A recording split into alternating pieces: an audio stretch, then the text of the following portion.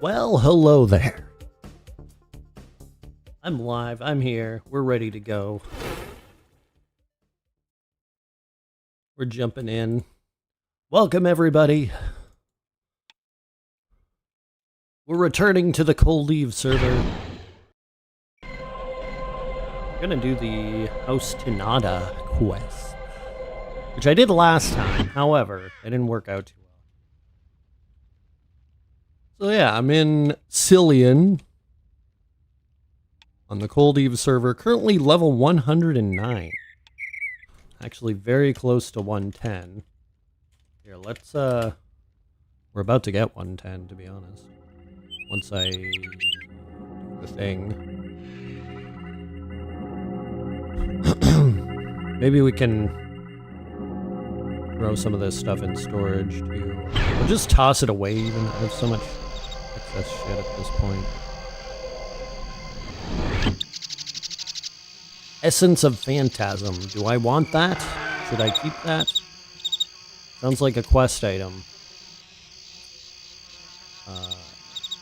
Snow lilies. Oh, am I out of snow lilies, actually? I don't see any. I think I might be out. It's okay.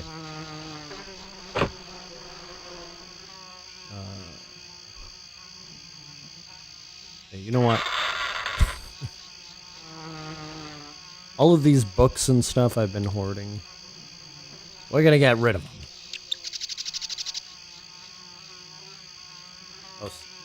Lifestone. Everyone keeps recommending Baldur's Gate 3 to me. I may look at playing it. It is so good. Like, I gotta say, it's one of the best games I've ever played. And I was not expecting to like it as much as I did. Or as much as I do. Like, I knew I was gonna like it. I really wasn't expecting it to be as good as it is. So good indeed. And actually, it's gonna be the gateway for me getting into Forgotten Realms content too. Which might be my next video, possibly.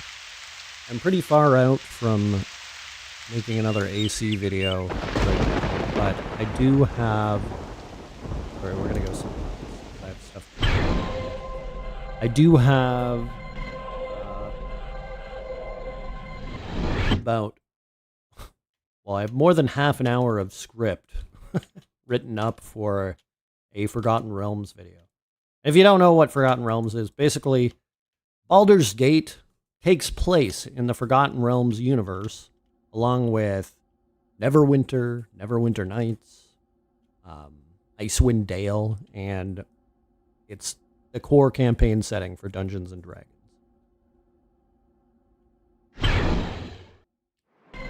Details and opportunities for role-playing are always surprising me in new ways. Yeah, it's just like... It has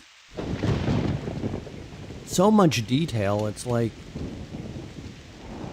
you're playing a Dungeons and Dragons campaign, but it's a video game. So they had to program all this stuff in. Like, they really did a good job.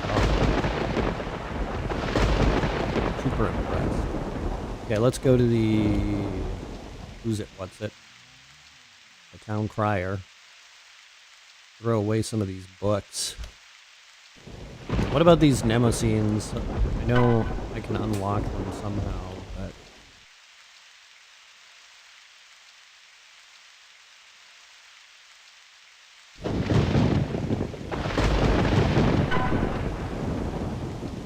Round lumps.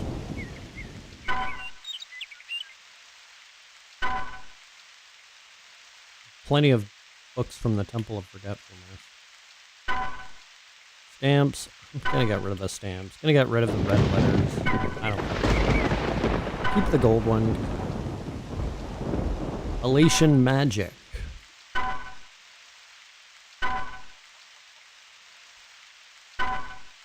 The only negative thing I've heard about Baldur's Gate is the pacing of combat. Otherwise, everyone says it's damn near perfect.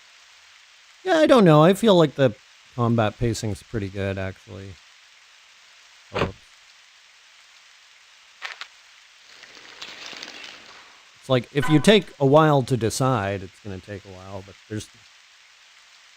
Yeah, there's a lot of stuff you can do, but you can basically just keep doing the same things over and over again. That was one person saying it. Yeah, I know. I was there for that, and it was... I don't know, I was giving them the benefit of the doubt, but I don't see eye to eye on that, really. It's like, how slow could it have possibly been? And were you like playing with somebody who was streaming it and they were spending the whole time talking?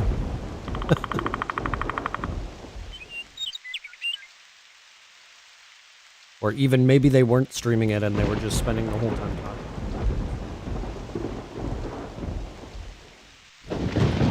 Also happens to be the only negative thing I've heard about it. So that's more subjective than anything. Very well could have been. Exactly. Loved this game for many years. Appreciate the nostalgia blast. Right? I mean, that's why I play it, for the nostalgia. Well, I mean, I actually do enjoy it. The nostalgia is a major punch to the face. I think we were fortunate enough to get through most battles at a good pace. The mess outside the Goblin camp had 10 plus enemies, but that's why that's been the exception for us. Yeah, and even that, like, I wouldn't say that was a slow-paced battle. That was just a lot of shit going on. How would you say it compares to AC, Void? I tend to compare many games to AC. I will say, like, there's a lot of similarities. Like, I feel like AC in a lot of ways is actually based off of Dungeons and Dragons. Like, I think it might be the inspiration for a lot of the different things you see in this game. But that being said, AC kind of goes more the well, it goes a classless direction, and D&D is very class specific. But it's like you get all the same skills, is what I'm saying.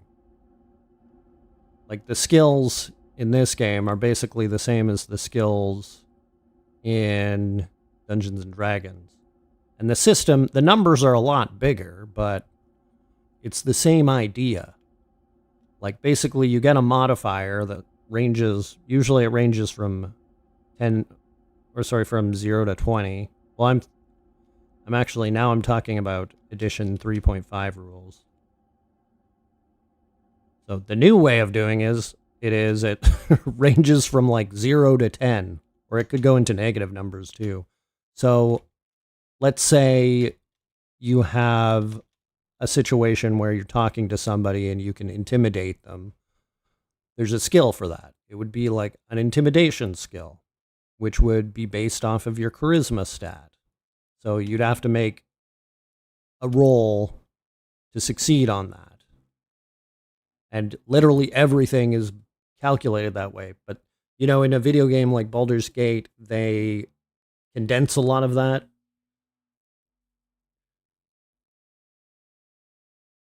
So, more or less, you're not seeing all the rolls. So let's say you attack.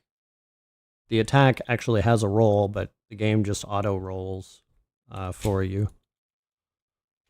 So you don't actually see the roll happen. Whereas in a game like Neverwinter Nights, they actually show you the roll. But it's happening in the background of Baldur's Gate. I forget where I'm going. Here, hold on. Let me just look. Starts in Shushi. There we go. Now I remember. Now I remember. But actually, I don't think Shushi is really the right spot. Also, it's turn-based, so in that vein, it's quite a bit different.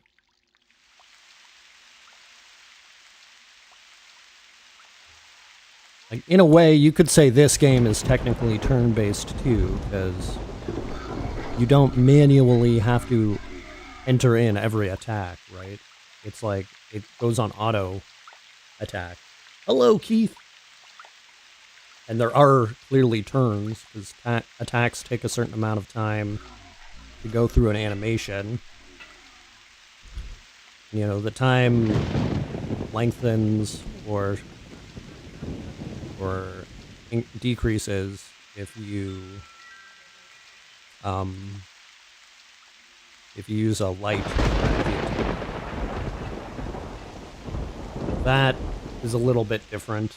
The combat's a little bit different in that sense. But you know, you can basically, you get a turn in Baldur's Gate and you have a certain amount of time or a certain amount of abilities you can use per turn. So normally you'd get like an attack, movement, and bonus actions. And certain actions are classified as bonus actions. Attack is attack, but you can also eventually get multiple attacks per turn. And you're limited to how much you can move as well. You can also sacrifice an attack to move more. But there's lots of stuff like that. It's very tactical. It's very ability focused as well.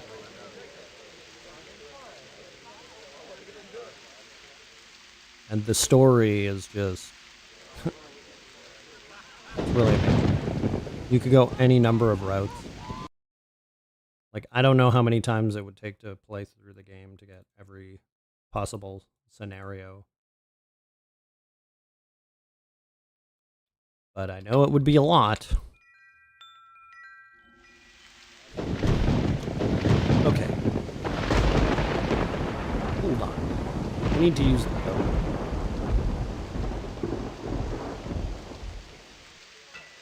So we'll start from here. And we'll go to there.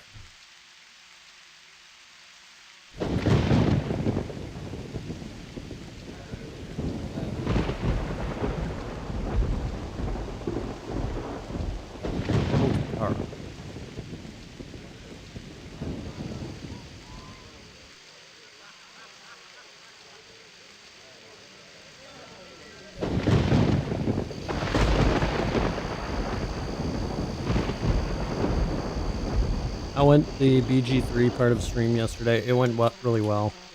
Let's see. Basically, we've done everything we can do on the overworld map. So now we're starting to delve into... Oh, wait. You must complete a quest to interact with the portal. Really? Tell me about it. Greetings. I've just come to head the garrison here, Shushi, the townsfolk of this peaceful city. Everyone should do that. Wait, is this the right portal? I don't think it is.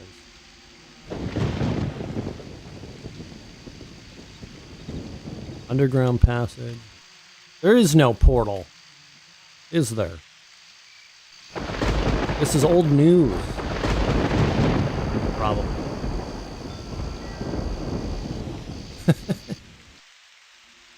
Just go through the town portal network. Ready to check out below the surface. I found some interesting things down there on a single player. Yeah, we've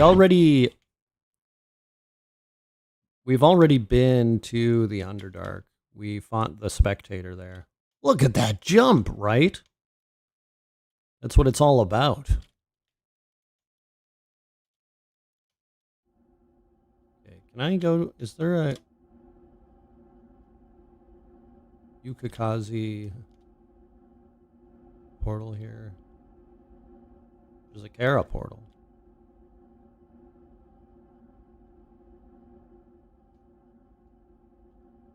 Let's take that.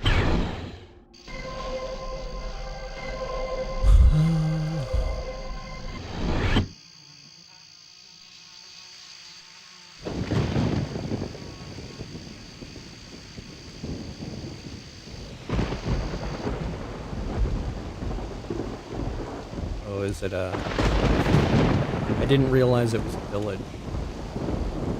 Settlement.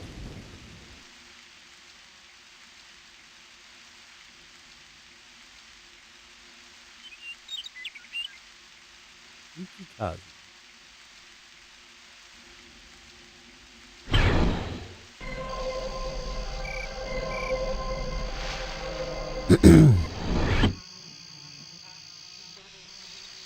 Yeah, we, as I was saying, we fought the Spectator.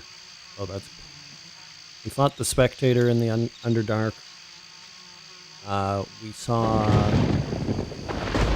another creature down there. I can't remember what it was called. We found a grove of mushrooms that teleported us back to the surface. Which I think is where the hag came from.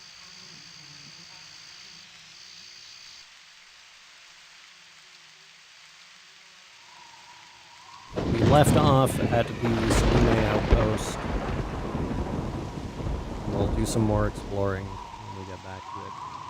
It's not that I regretted a choice, it's just that I was supposed to do something but didn't do it on time.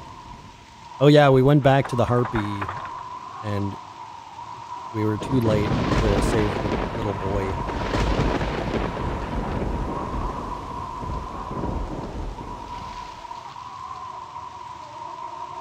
Which is fine. I didn't care about that kid anyways.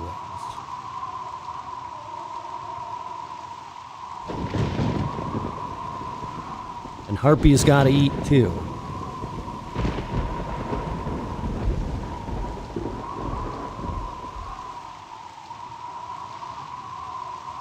Oh yeah, and I do have the memory shard, which I should probably use.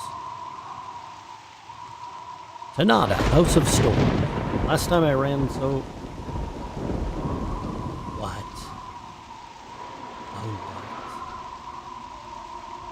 what? Shh. Last time I ran so far to get here.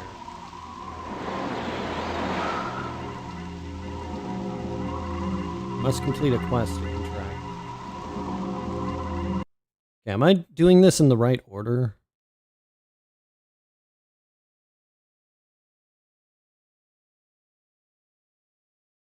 Like, am I missing one?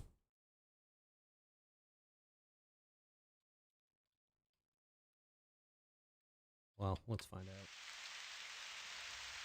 I'll go back to the quest giver. Needed an enemy's head for a quest, but killed him before the quest, so there's no head. Then got the quest, and the head was available to take. Not bad.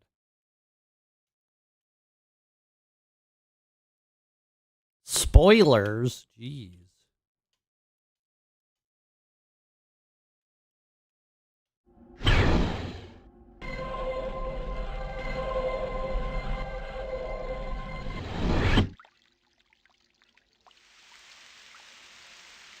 Let's talk to her again.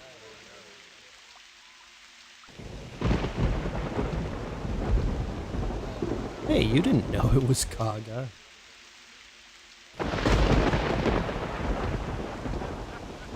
Different.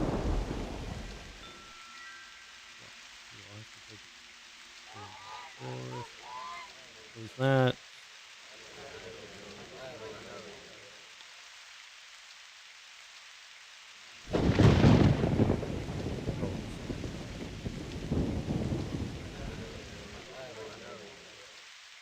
Buy sheesh.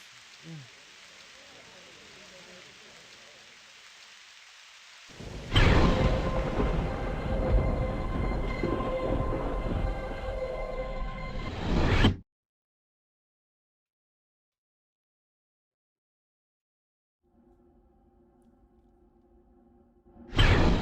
Okay.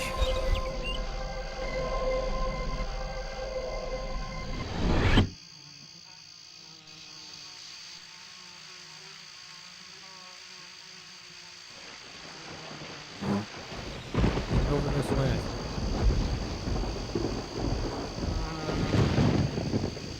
Harmonious Blade Cottage.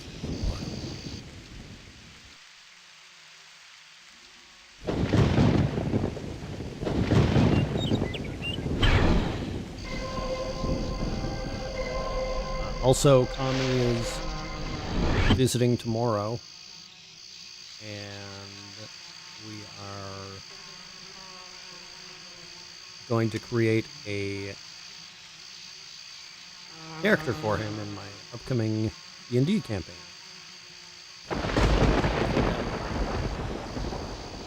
Post progress of on this channel as well.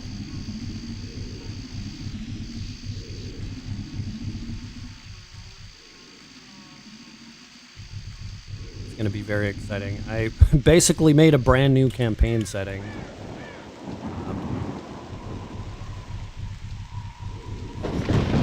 Honestly, ironically, I didn't originally want to create it.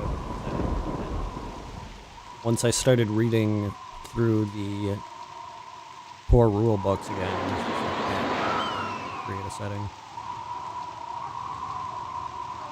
I was planning to do a Faerun setting, or a Forgotten Realms.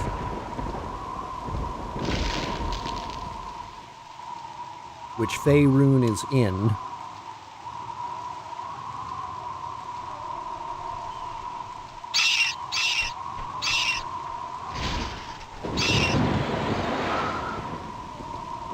You want to do a playthrough where I literally just kill everyone except my companion? Why stop there? Why not kill the companions too?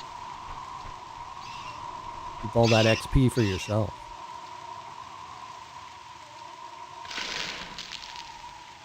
Actually, there doesn't seem to be XP sharing in Baldur's Gate 3, which is nice. But also a little cheap. Wait a sec.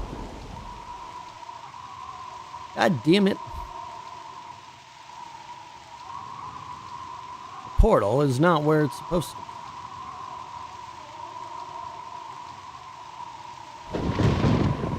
Oh wait, I remember this. Wasn't it over here somewhere?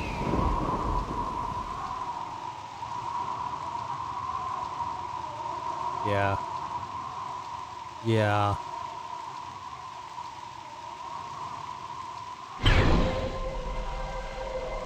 Still have all my old AD&D books and manuals from the 1980s. Nice. I never played 2nd edition. I was one of the people who came in with edition 3.5, and I love the 3.5 system. But I will say 5 really seems to have fixed a lot of the problems that 4 had. But I know 4 is nostalgic for people who started with it, which there are a lot of. But I don't know, I kind of feel like 4 is monsters and masterminds, kind of. Or mutants and masterminds, rather.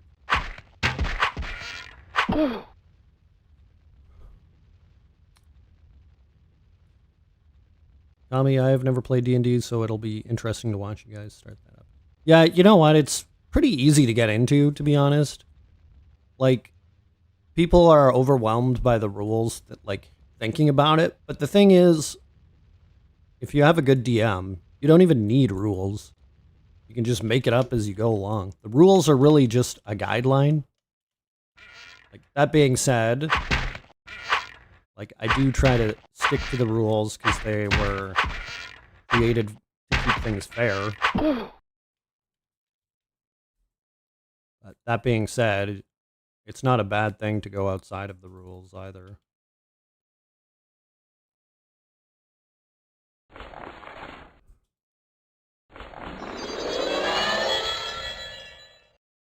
Okay, let me heal up here real quick. I also forgot to buff, so maybe I'll go back and do that.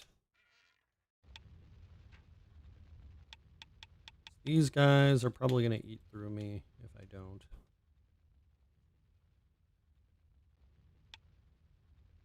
Here, let's actually start with the buffs.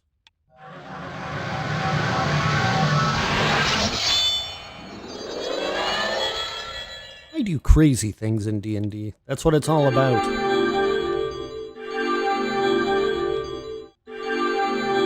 There's many different types of players of D&D. I see myself as the kind of person who wants an uphill struggle, you know? Any buffs or help, you know, will do. I think I'll be okay. Let's see how it goes. I did these quests last week, but seemed like there was a bug. So we're just gonna see if we can bypass that this time.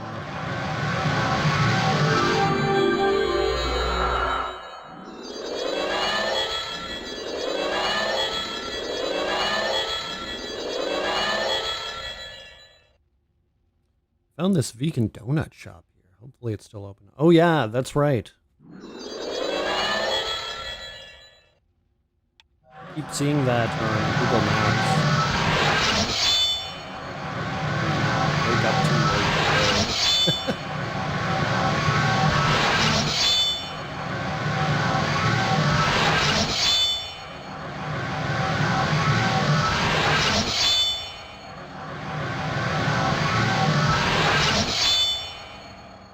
What is your most memorable moment from D&D, Void?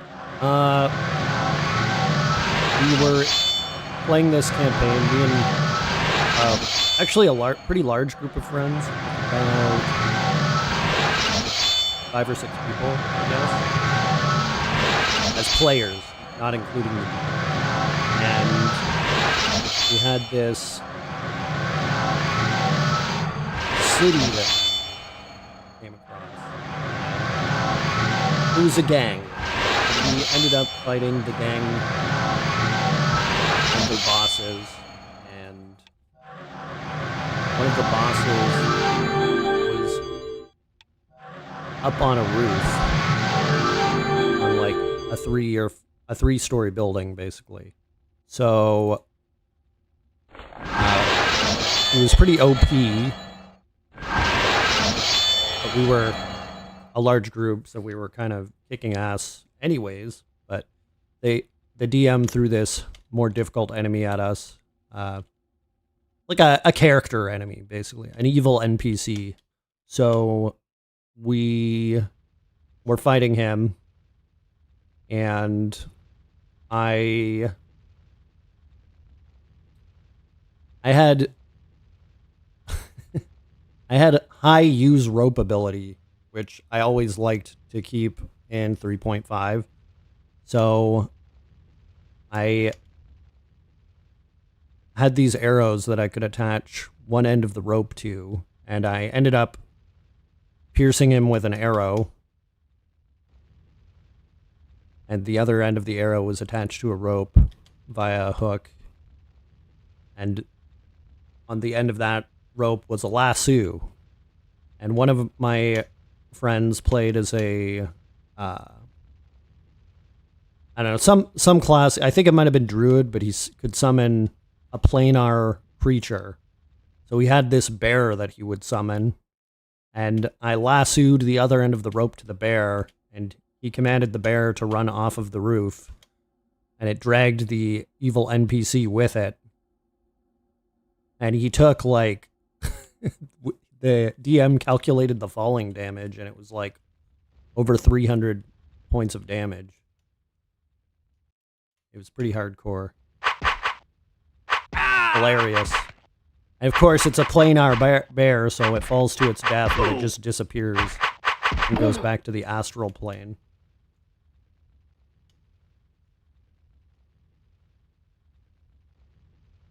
But yeah, we got up to a lot of shenanigans like that. It was a very fun campaign.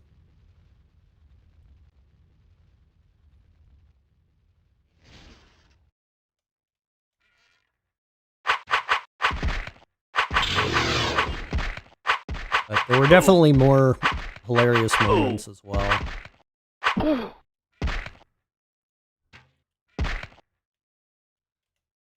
Like, I'm the kind of player where I'll try to find scenarios to cheese combat. And usually the DM likes the creativity, so they make it Well, they don't necessarily make it work, because you gotta succeed on the rolls, but they make it possible.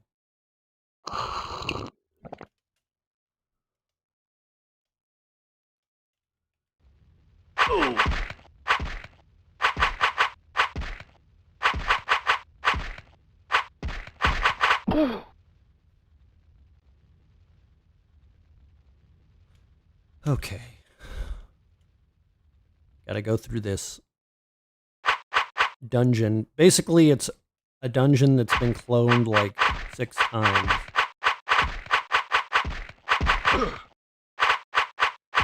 There's like 3 levels to this dungeon at least. I gotta go through all of those. Then we go to the next dungeon, and there's 3 levels to that, and they're all the same.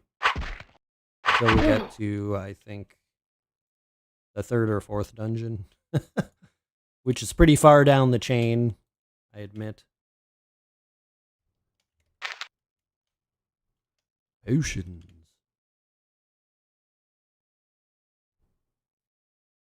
Yeah, kind of what I'm thinking is the campaign I'm working on, I'm gonna release sessions as like episodes. And the first story arc will be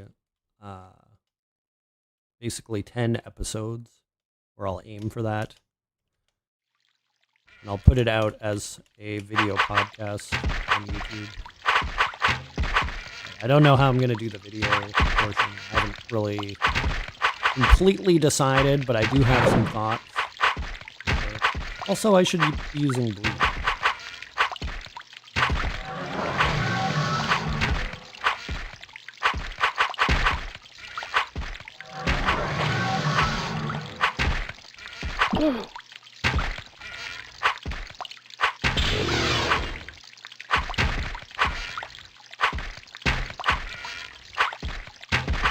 I gotta tell you guys, I am sweating profusely right now. I was wearing a t-shirt before stream, and I switched to a tank top. And fuck, thank God I did. 'Cause I'm like sweating through the shirt right now.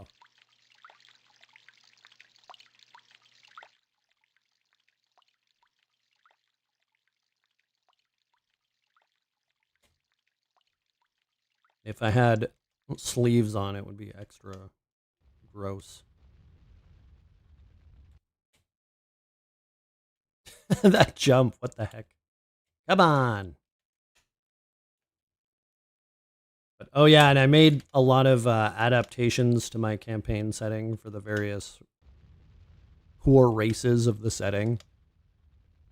Because I did add some pretty cool core races, so I was like, okay, well, they have all these cool abilities, so the vanilla core races, like elf and human, they need something cool, right? So I've been going through those, adding some cool racial features. But if anybody knows anything about D&D, basically,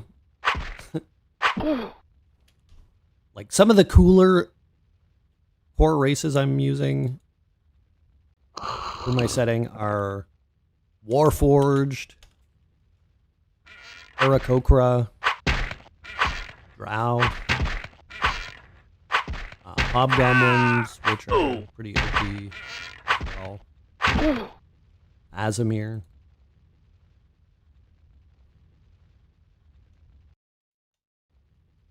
Oh yeah, I added Yuan Ti as a playable core race as well.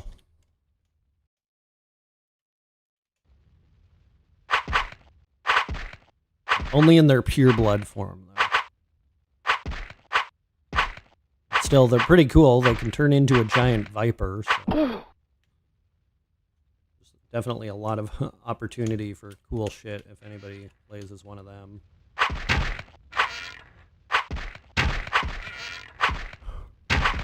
Yeah, these, you know, when you throw those races in, then the generic races are kind of less interesting. So I had to give them all their own little buffs. Which, well, Kami will find out about it tomorrow.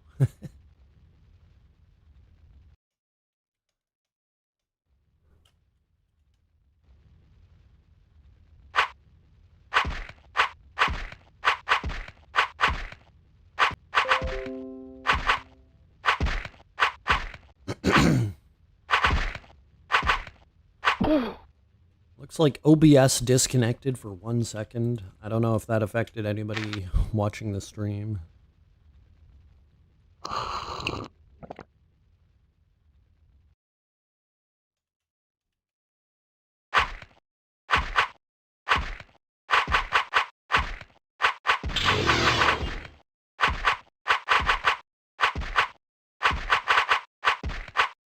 Oh yeah, and I also rolled up a bunch of NPC characters. Nope, nice. That's good.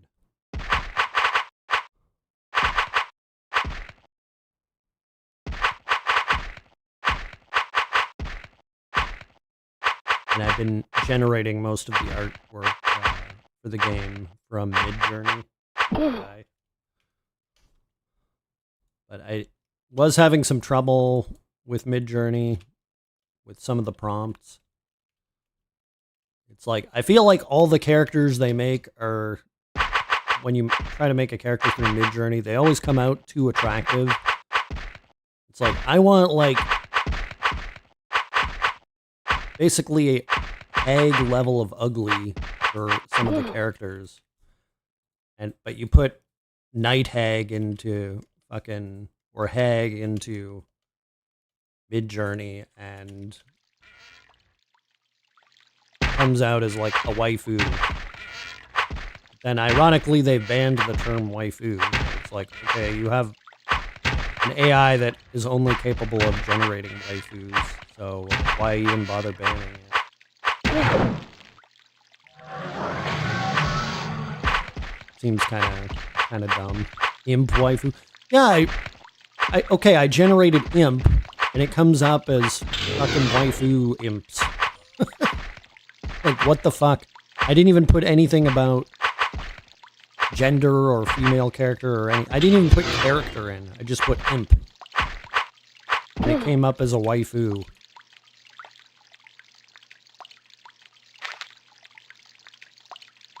So then I had to basically download a bunch of images of imps and use them as prompts.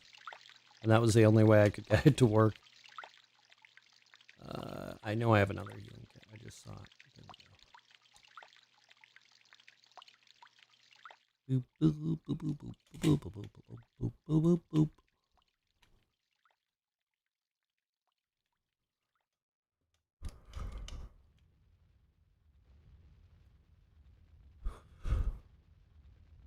Pretty silly shit.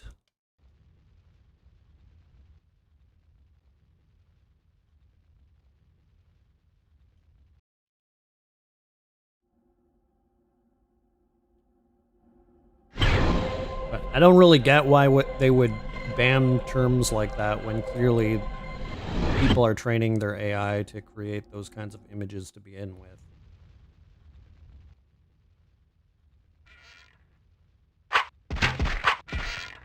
To the point that you can't not get those images. You have to try hard not.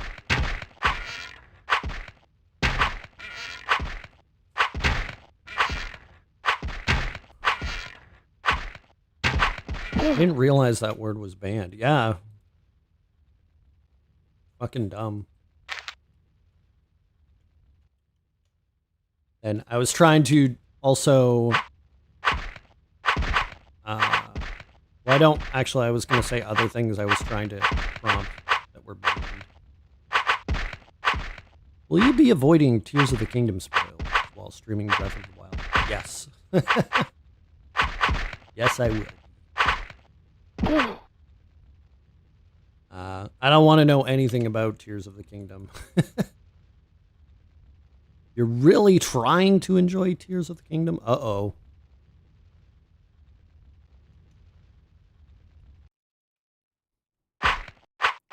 It's a cool game, I just do not like some of the mechanics. Are you not into the building aspect?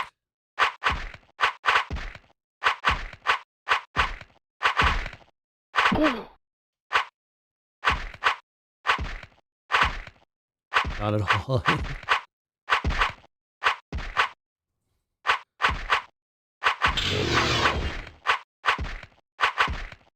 I mean, I like the style of open world game that Breath of the Wild is, because I really enjoy exploring beautiful landscape. It's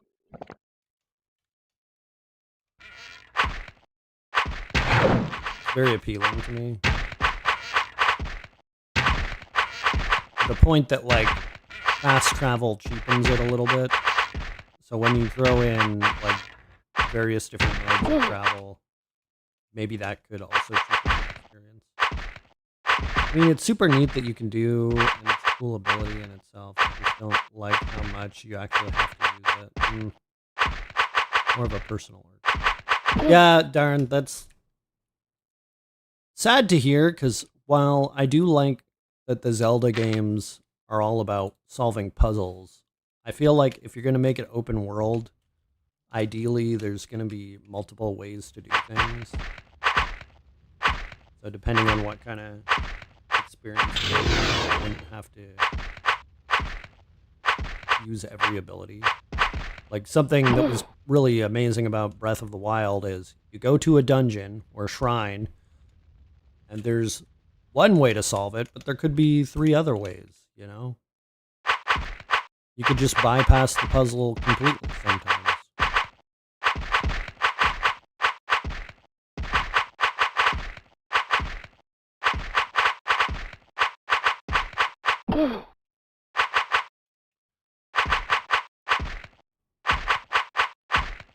Now, if it was like the building in Rust, that would be a different... Yeah, the thing about Rust, though, is that everything resets every 30 days. That's what I don't like about Rust.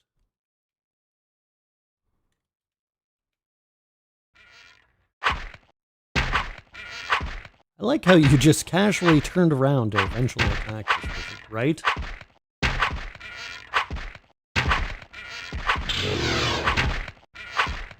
I mean, you just jumped off of a second story to fucking attack me.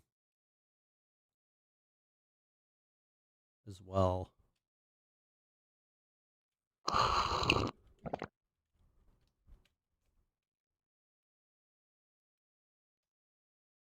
Looks like you're fighting your way through the mine maze.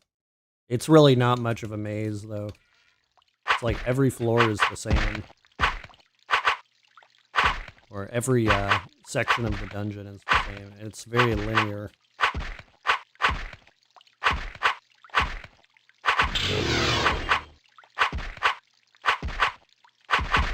Mine maze from Encarta, good old Windows 95. You know, I think I originally played this on Windows 98. Which was dated at the time this came out.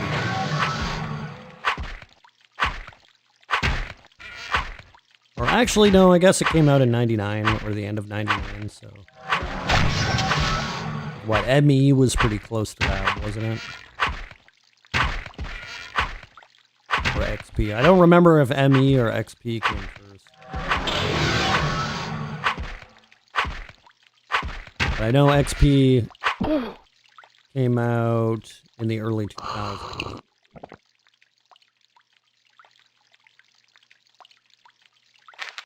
Another healing kit. Mine had a roller coaster demo that I played all the time. Oh, it wasn't Roller Coaster Tycoon, was it?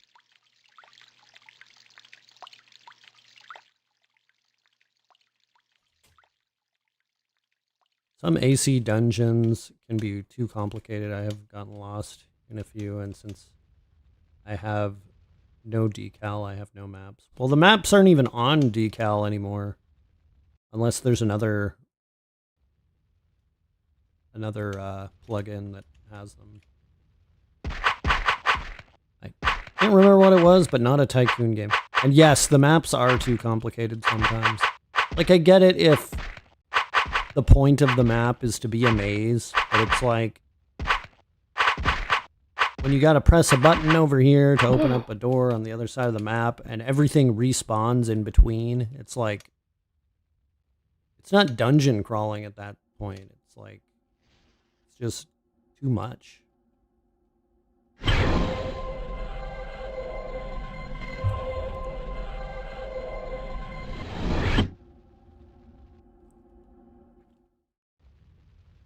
Like, I think in that sense, maybe it would have been better if they used instanced dungeons. All the walls are the same texture. Yeah, there's that too. But I know I feel like there was something magical in the early days of AC where you would go into a dungeon and it's just full of players, you know? And I think it's fine to have dungeons like that. For the more, like, quest-driven dungeons, I think it would have made more sense to have them instanced, where the enemies don't respawn once you kill them.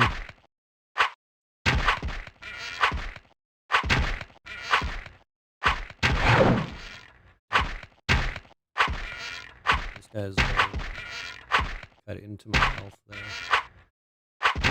Come on, die! Jesus Christ! He almost killed me.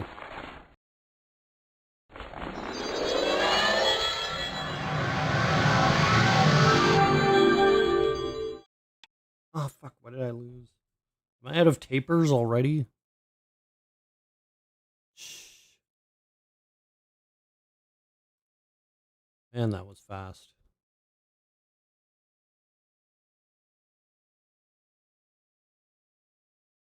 Oh, come on. Okay, well, switch back to him.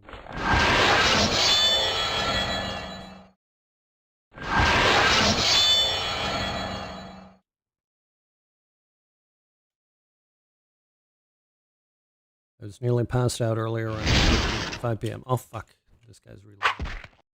See, that's what I mean about the respawn rate. Like, what the hell, man? I was fucking healing and they respawned.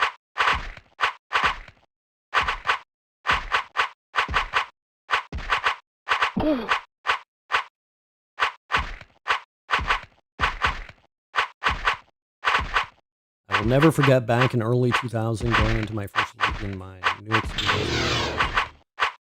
Dude, I have so many good memories of hunting Lugians in the early days.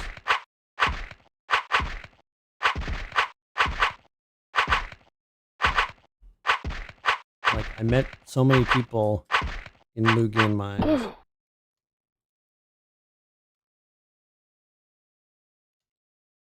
I don't think we can do AC with our windows, but Boyd was almost contemplating a fan last night. Yeah. I was saying, when you come to visit, I'll have to get a fan to blow the hot air out of our bedroom.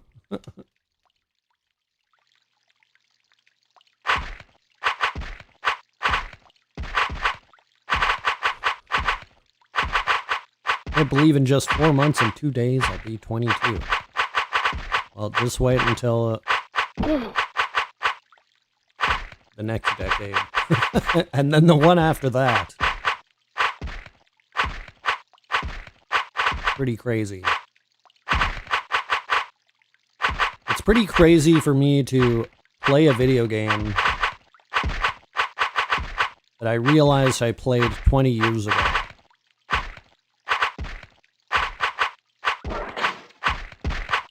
Like, pretty out of this world, to be honest.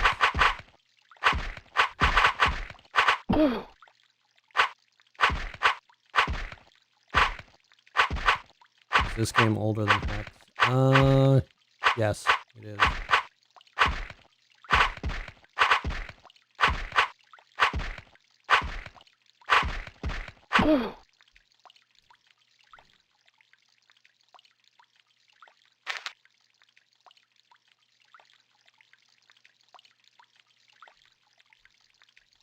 Hex is the resident Gen Zer. Next, it'll be the Gen Alphas.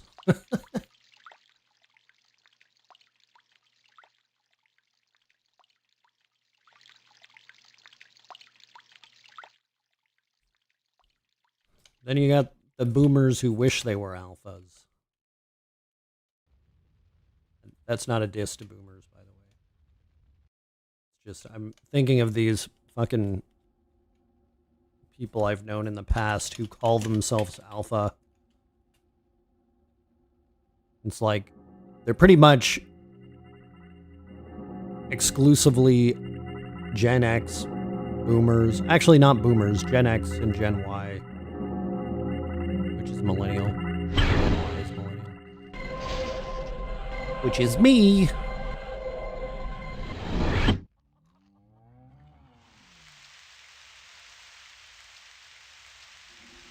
It's nice when people say that, then it makes it easy to know who to avoid. Oh yeah, I mean, that's the thing. I like when people say stupid things that tell me I don't want to be friends with them, basically. Like, oh my god, there were these guests at work who were asking me about the Bud Light controversy. I'm like, I have no idea what you're talking about. And then they went on some rant about woke people and trans people and all this. I'm like, okay, I'm not even going to respond to that, basically. I'm just like, oh, okay, well, let me talk to another guest.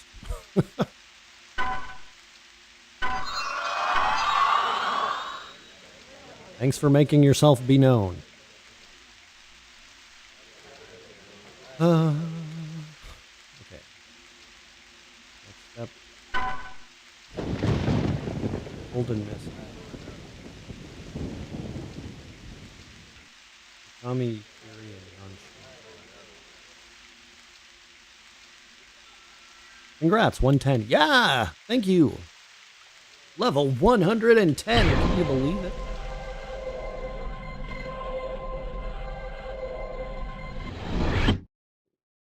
Bud Light tastes gross, IMO. It does taste gross.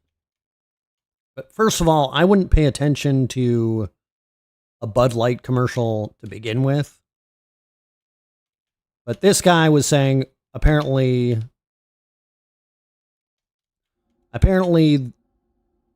Bud Light had a commercial that had a trans person in it, except he didn't say it that way.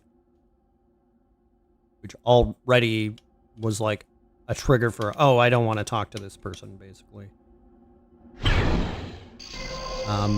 And since airing the commercial, apparently the Bud Light sales in their area have gone down by 50%. And I'm just like, damn, now I want to drink Bud Light. I hate it, but like, okay, also I gotta say, it's cool that they took a strong stance on something of that nature. However, like, what were they expecting? Like, how out of touch are their executives with their client base?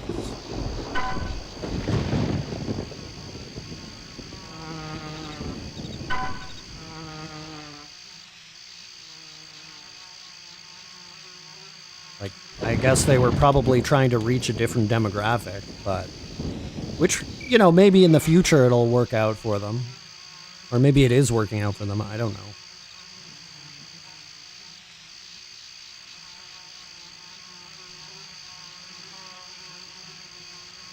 I can tell you I would never drink Bud Light of my own volition.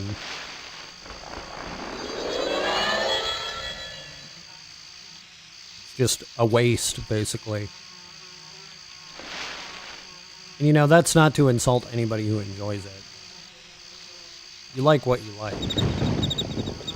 I don't like it. So, yeah.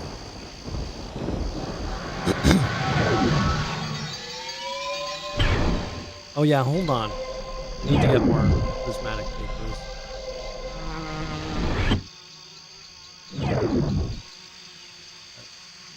Let's go into the town portal network here. Take however bad you imagine it is, and multiply it by the magnitude of a lot.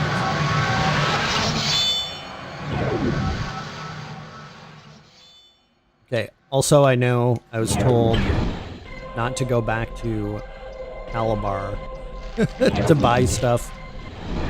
Just pretend like I'm not doing it.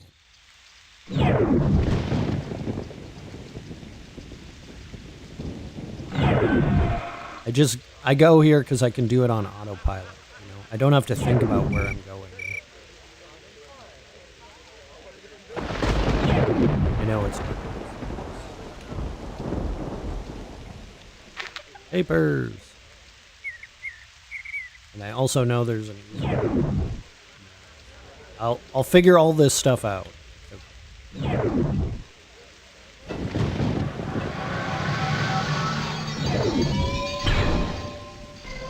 Why is it always thunderstorming in the game when I watch at night? It's so bright. I love the thunder in this game. Maybe it's supposed to be like a semi-tropical island, so the weather comes and goes a lot faster. Lots of weather. It's like Hong Kong, right? Okay, let's oh boy.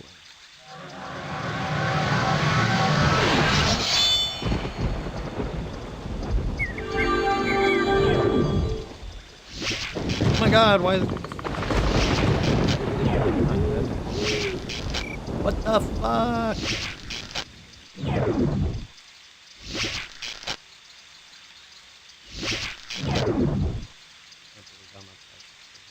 I'm gonna lose all my papers that I just bought.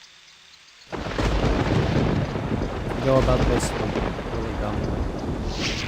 What?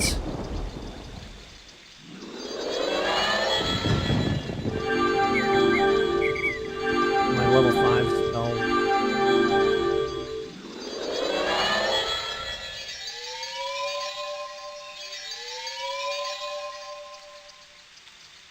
This one. Now we'll go back to use, I think. Here.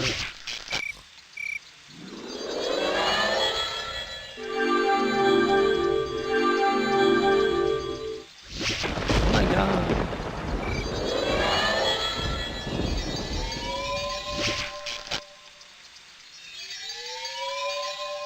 You need to cast the lower level spells to succeed on the higher level.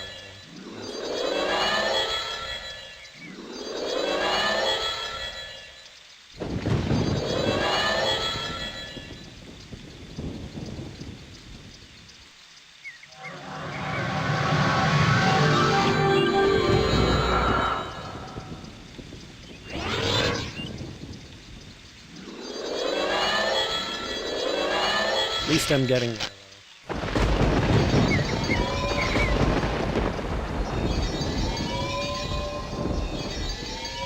So back in the day, X, you used to be able to see the shadow of the game's... Basically the game's version of the devil. Every time lightning struck, it would appear as a shadow on the horizon. And I can't help but wonder if that's part of the reason why the thunder and lightning is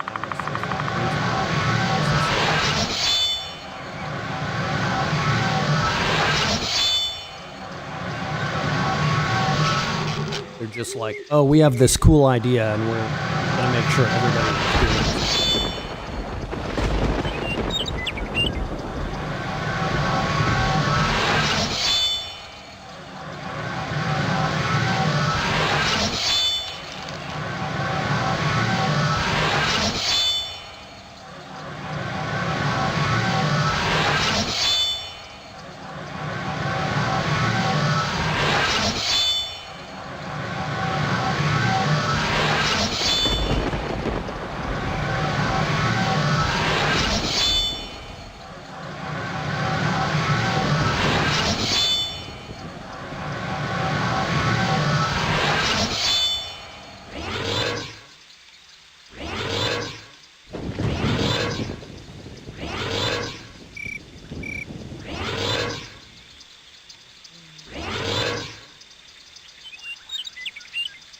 Not enough mana. I need more mana. I don't need more picking.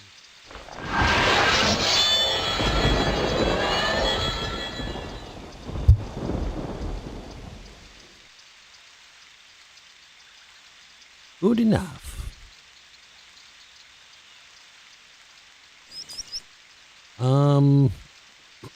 I think it was also suggested that I bump up dirty fighting to a higher level. Let's do that while we're going over here.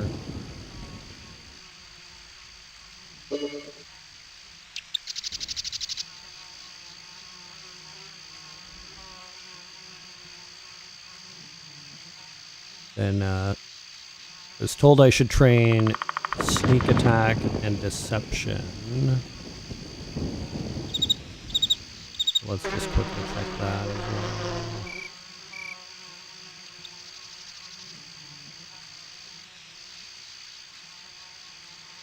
Yeah, I guess looks like I should probably do sneak attack first. So let's go ahead and grab that. Oh shit. Oh shit.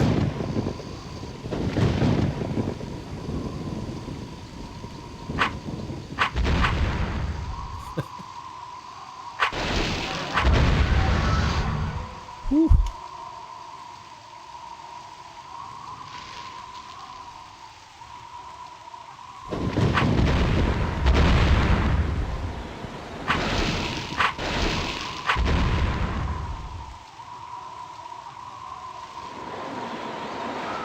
Yeah, you know, I'm pretty excited to get back into D&D. I was part of a campaign recently for like, I don't know, like 3 years or so. What server or whatever is he playing on? I am playing on the Cold Eve server.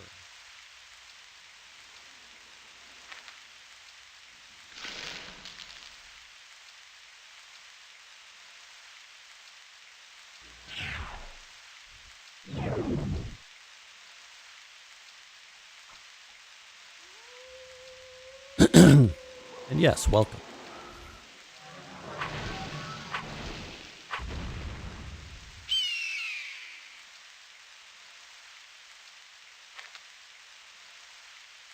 One of the people in the campaign that I'm starting is actually the DM of my last campaign, which I did stream a few sessions of that on YouTube.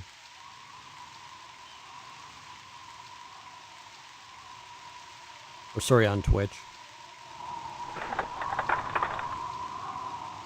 Love this game, right? Congrats on leveling up. Thank you.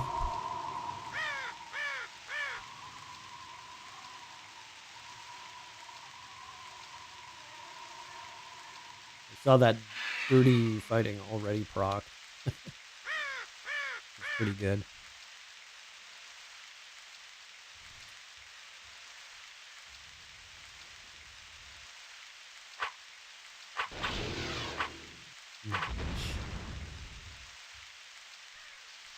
I remember playing this in 2000. I was 15. Dang.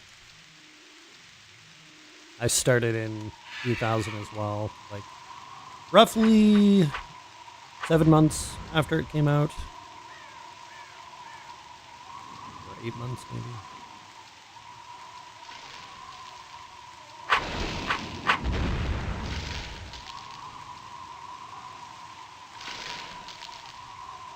It's kind of wild that there's still people playing it for the first time to this day. Or, well, maybe not to this day, but since the game was shut down, there's people who are playing it for the first time. Christmas present in 2000, nice. So you're like month 2, basically, very early on.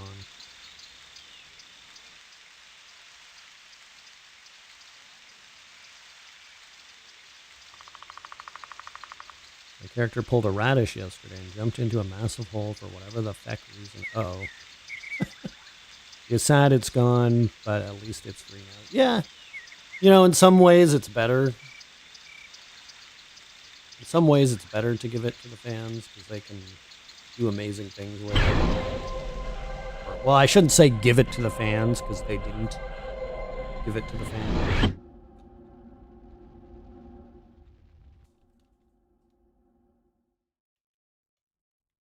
But they're not doing anything with the IP anyways. I guess people who are really into it are playing these days. Yeah. World of Warcraft took over, wasn't a fan. Yeah, you know, the thing about World of Warcraft for me is, like, I guess it's an interesting enough game, but it's just too linear, you know, for my taste. I never actually played it, but I played many similar styles of games. Like, generally, I like things that have more freedom. Did some uber wealthy fan buy it and make it free? Nah. It's, some non-uber wealthy fans have found ways to emulate it without begging cease and desist.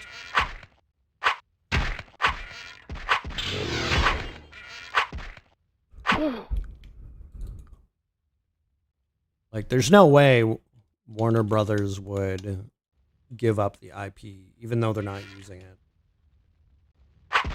The game is owned by Warner Brothers, basically.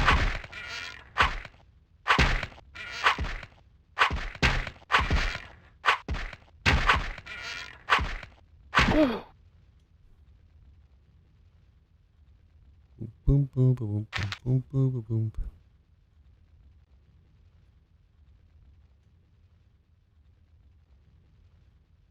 Yeah, Mortal Bob, that's a long-standing AC name, if I ever saw one. But he didn't buy it out, did he?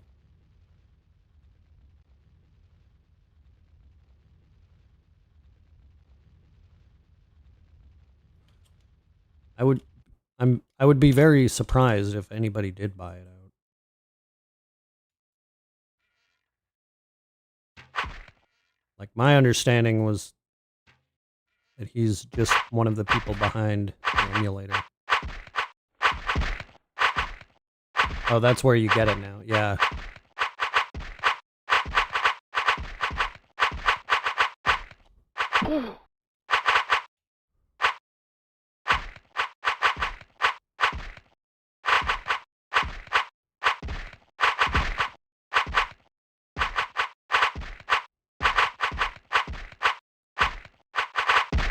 I got you. I got you, homie.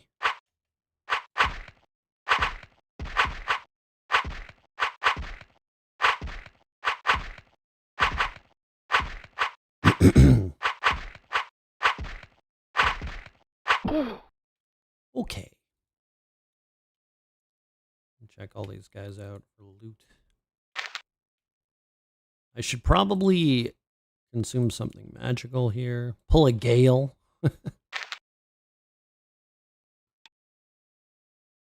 See, Asheron Skull was doing it before Gale started doing it in Baldur's Gate. Eat the magical item. I mean, I get playing without a macro, and sometimes you don't need to, but getting back into it and coming home from work and seeing what loot you got the night before, lol, yeah. Yeah, I mean, I never played with macros. I just couldn't be bothered to.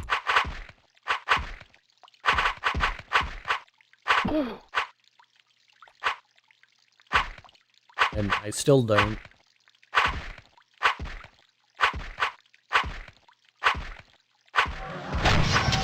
It's my thought process is I would rather suffer through everything.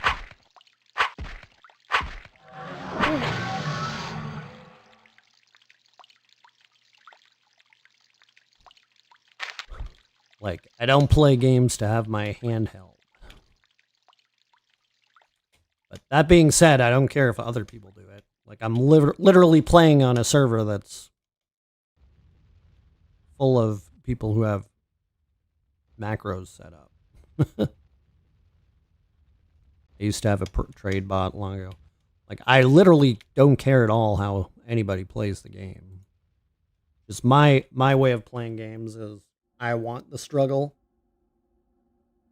to a degree. Like, I want it to be beatable, but I still want the challenge.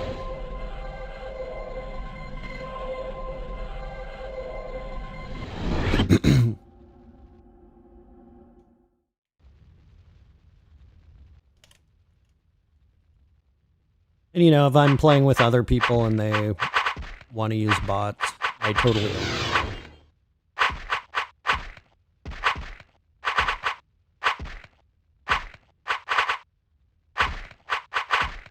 I especially don't want to be slowing people down, so...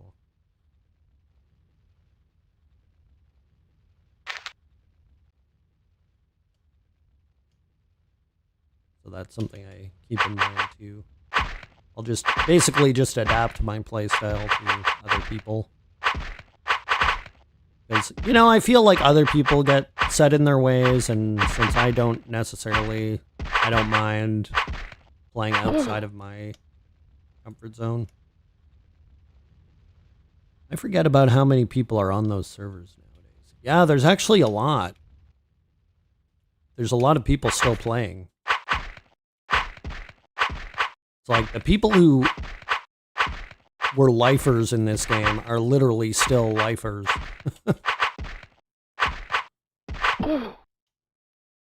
And I mean, then you have people like me who I wanted to get back into it for the longest time, just kept putting it off. Until finally, the only way to get back into it was through an emulator.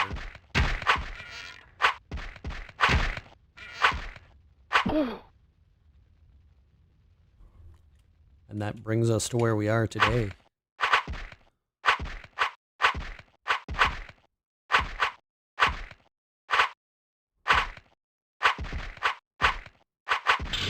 Like, basically, I spent years and years and years wanting to get back into the game. Decades, even.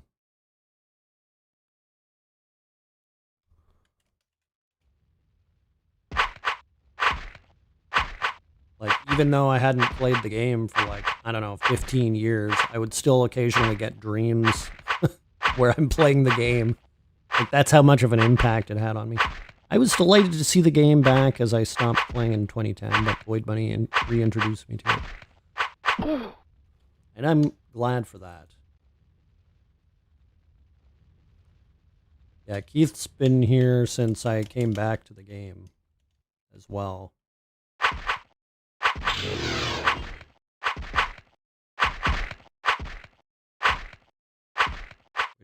It's pretty cool also to read comments and see how many people found out that they could still play the game thanks to my installation video.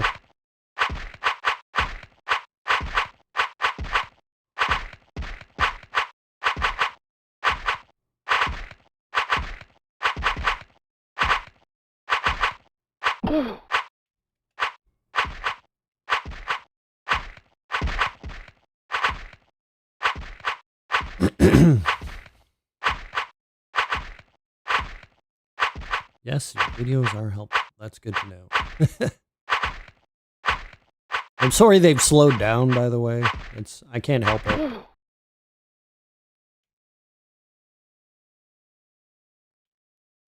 Like, when I wasn't working, it was a little bit easier to do it on a timeline.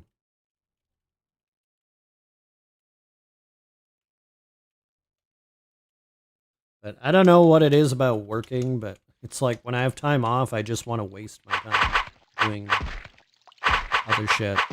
Like, not doing productive things, basically. Like watching TV or whatever.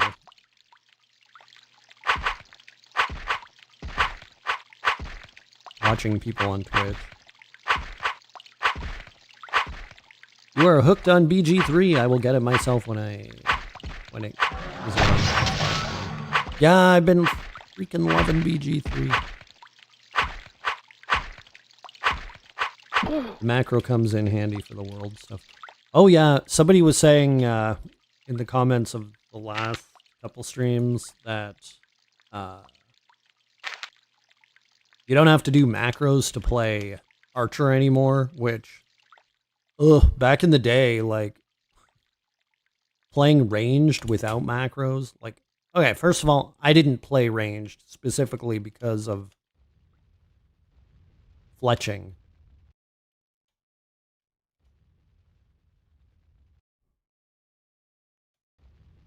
Even though I had the fletching, my character, I had, you know, like a lot of early day players, I had a character that had a bunch of useless skills I didn't have any reason or any business having. And fletching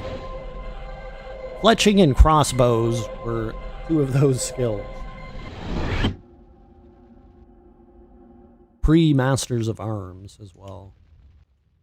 Which, if you don't know what Masters of Arms are, basically, I think there were two expansions. There was one where in Dark Majesty they simplified the weapon skills. Then in Throne of Destiny, the next expansion, they simplified it even more. So basically there's 3 types of martial weapon now, I believe. Somebody can correct me if I'm wrong, but... And in the Dark Majesty era, there were like a few, but not as many as like day one is.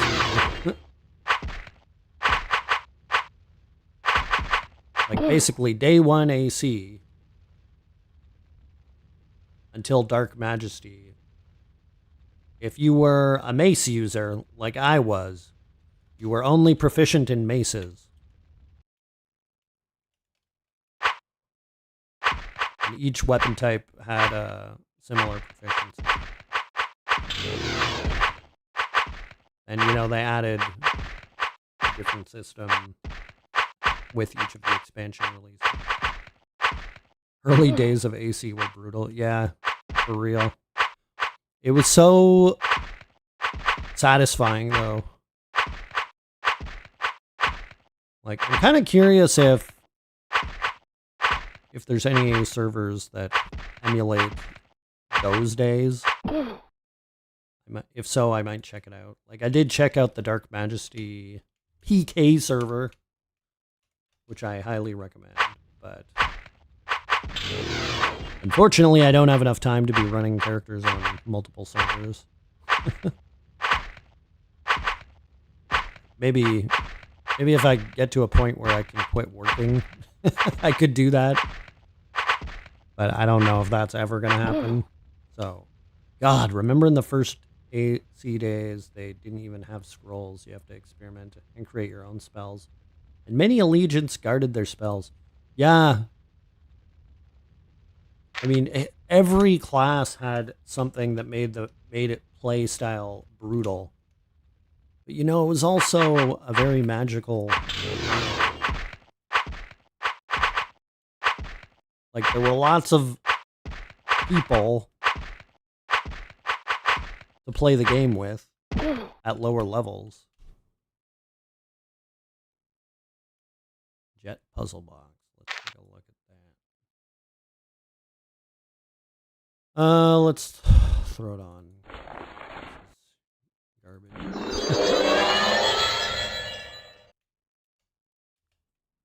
I accidentally got rid of my trinket, which I didn't want to.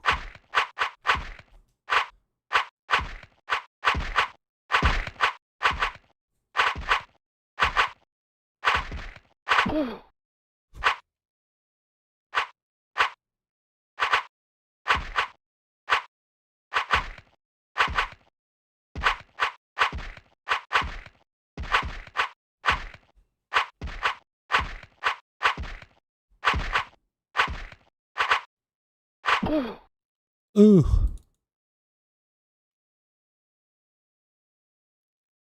Okay.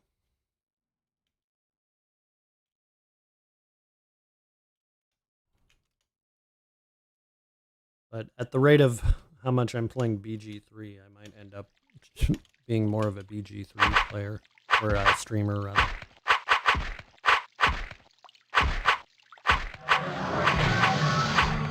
I can't help it, it's so good. It's like top 5 games material.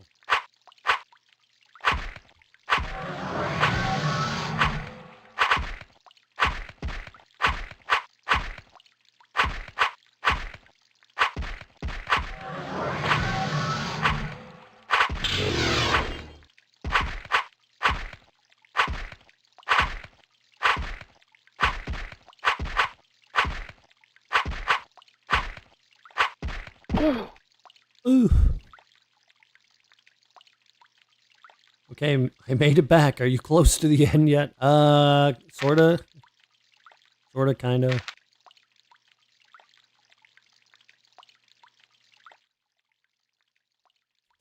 Sorta, kinda close to the end of this dungeon.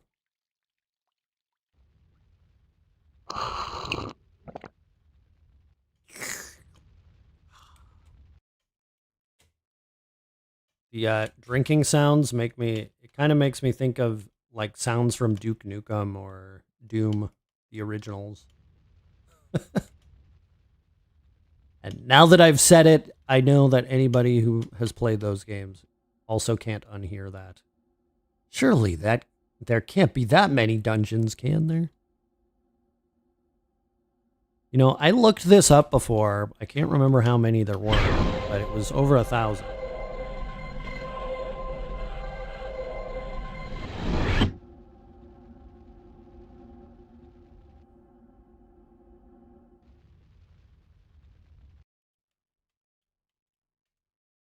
Ugh. Can I fight one of these guys at a time? Nope.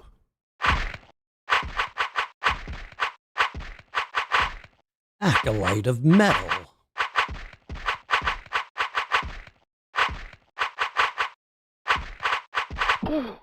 Ooh. I like that triple strike they do. It looks like they're flicking a paintbrush around, the way they're waving their hands wildly.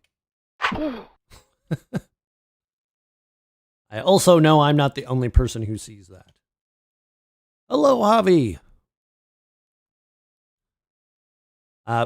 Also, really quickly, don't give any spoilers on the document I sent you.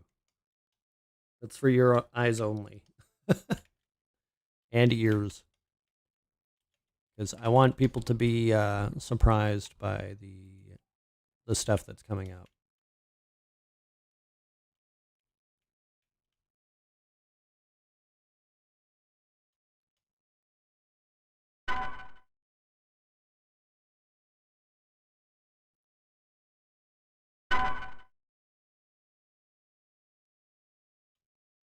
You.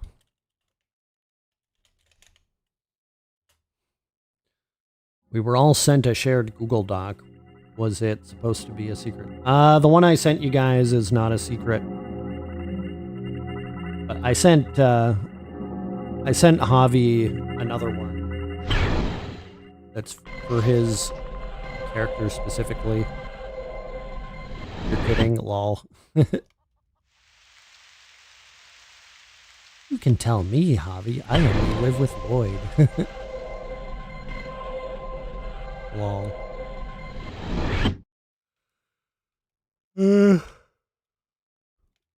Where was I going in? Yanshi, I believe.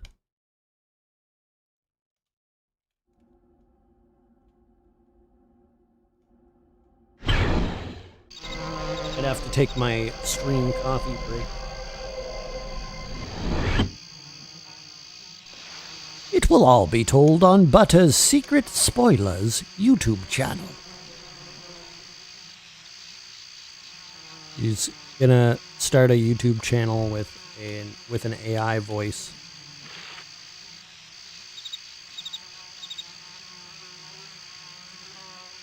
Which we've noticed that the same AI voice gets used on lots of different channels.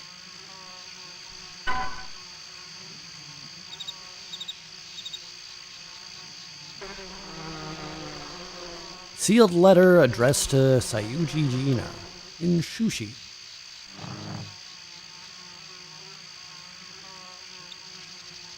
Well, let's drop that off to her or him. Whatever. And then we'll take a coffee break.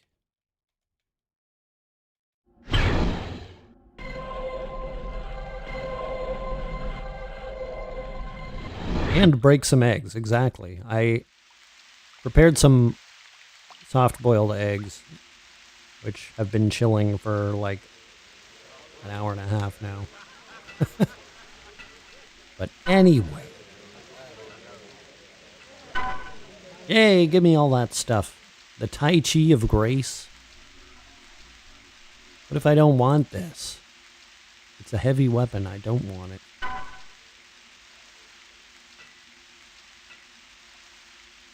Got anything else? I would ask you to tangle again with this.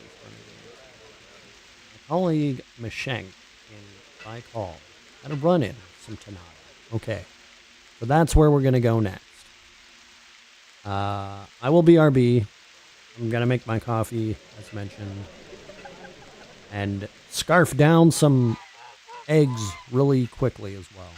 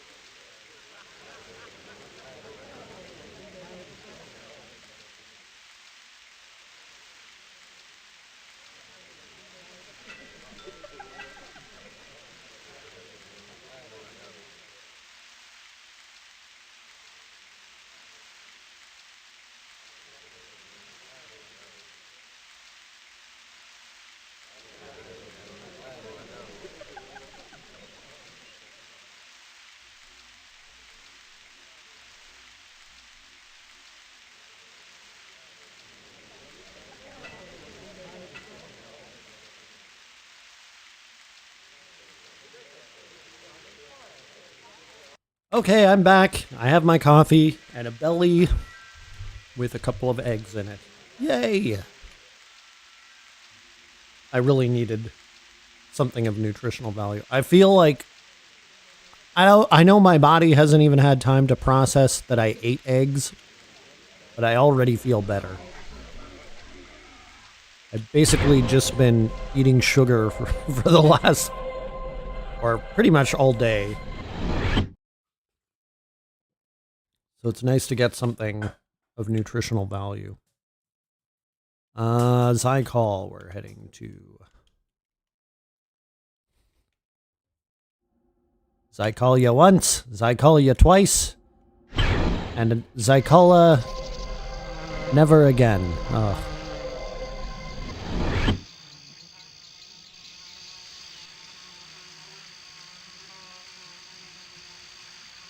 I call you once, as I call you twice, I'm not gonna call you again. There we go. That's an adaptation of another very bad joke. A well-established bad joke.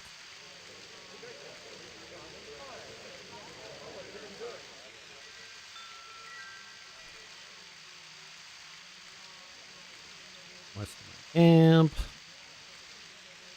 Oh yeah, that's the one that's way down there. Well, let's do some pathing.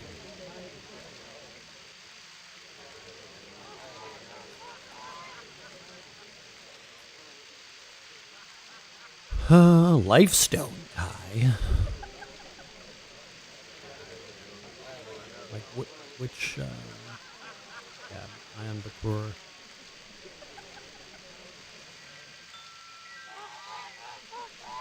You missed it.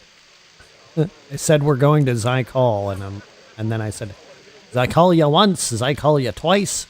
I'm not gonna call you again.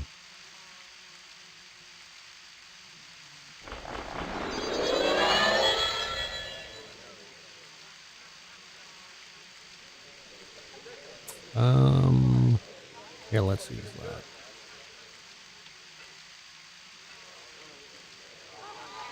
that. Pretty good, eh?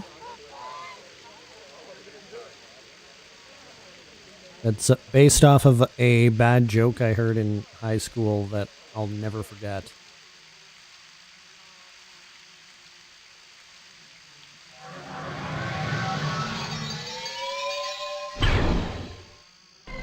Can't beat a classic, right?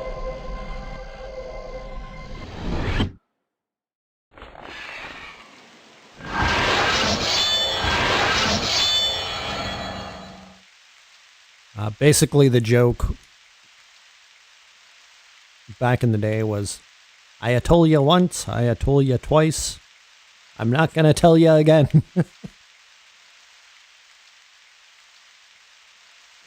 Ooh, tough crowd.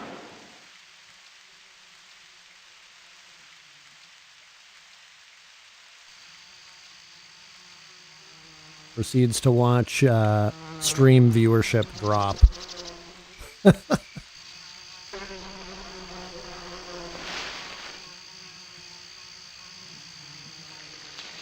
10 out of 10. I'm in stitches over here good. What a knee slapper.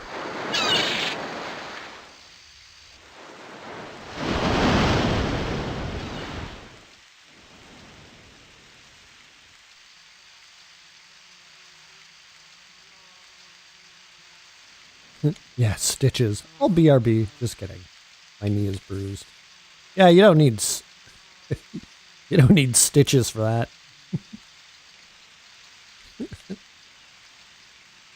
A platinum golem. Those are my favorites. Not actually, but I do like killing golems in general.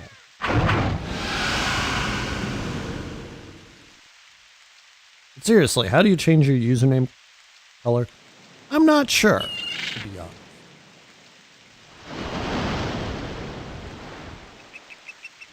I only know blue and gray.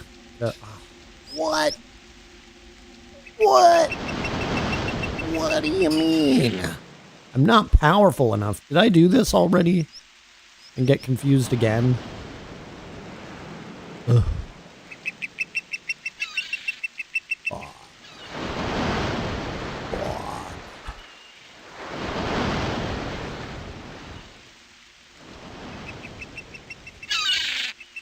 Okay, let's change this up. Let's do another path. We're gonna do another path. 83.2 S.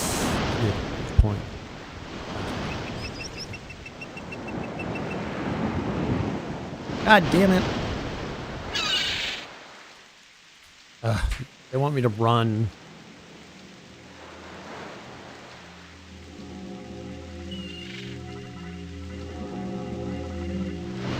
So I guess we're running.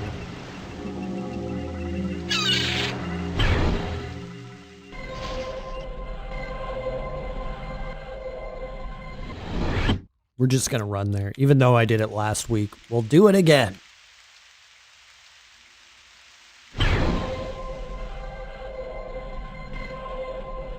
Also, Butter, can you not hear those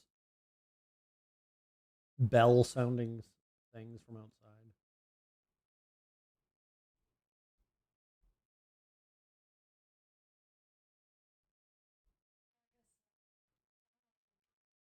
Fucking weird. It sounds like there's church bells outside, but A, we don't have a church nearby.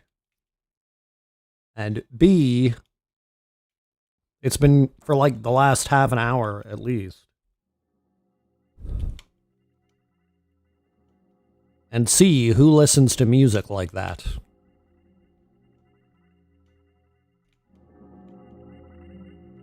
Where's that call? Oh no, wait, I want to go to Calabar actually. Calabar.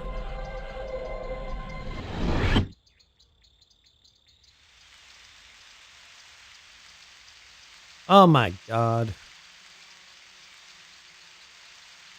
What a mess.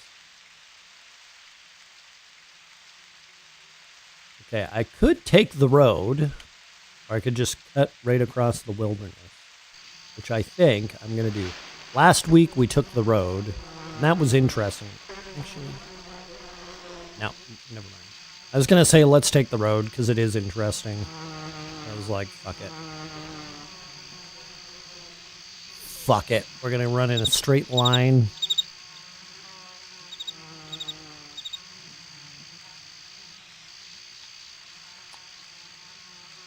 What else do we got here?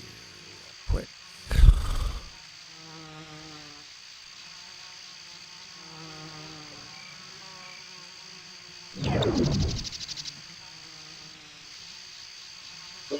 Bump Dirty fighting up a little bit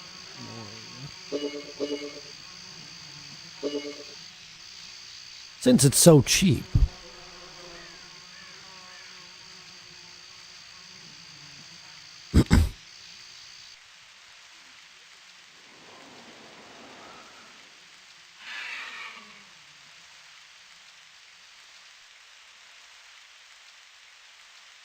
Oh, damn, my spells are expiring. Let's try to get ahead of the curve here.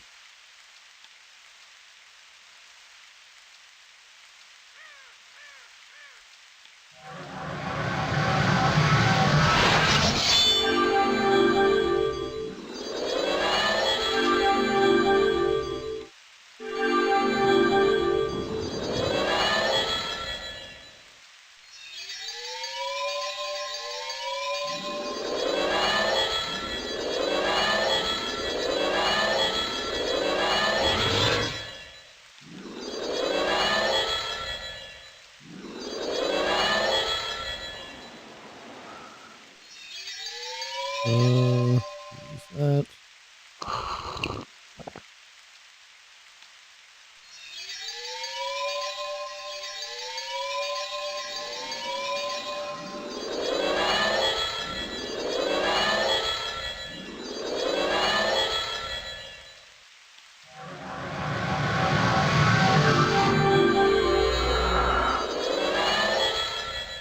Congratulations on 600 subs. Hell yeah. We did it. I should have prepared a fanfare for this.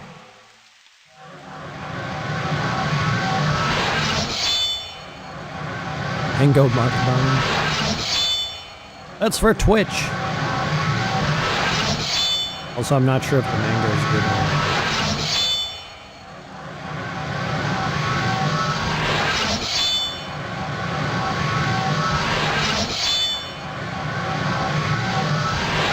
And after all that talk about food poisoning yesterday.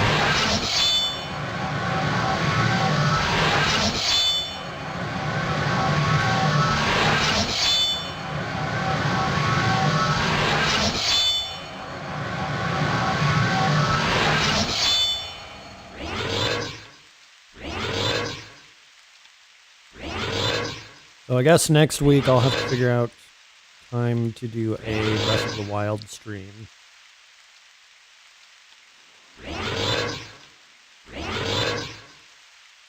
Which I'm pretty excited for.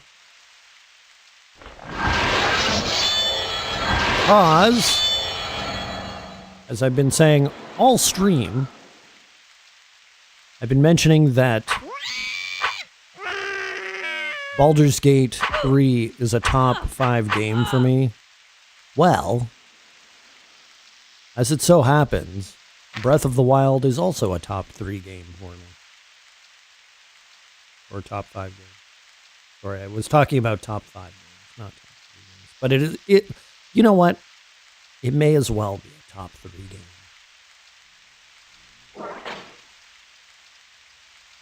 See, saying Baldur's Gate 3 confused me. Because it has a 3 in it. Look at the landscape. It's freaking beautiful.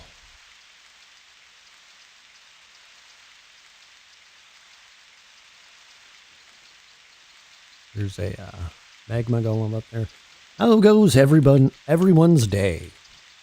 My day goes very well, thanks for asking. I've been working a lot on the campaign setting for our campaign. It's like, I just can't wait to show everybody what I've come up with.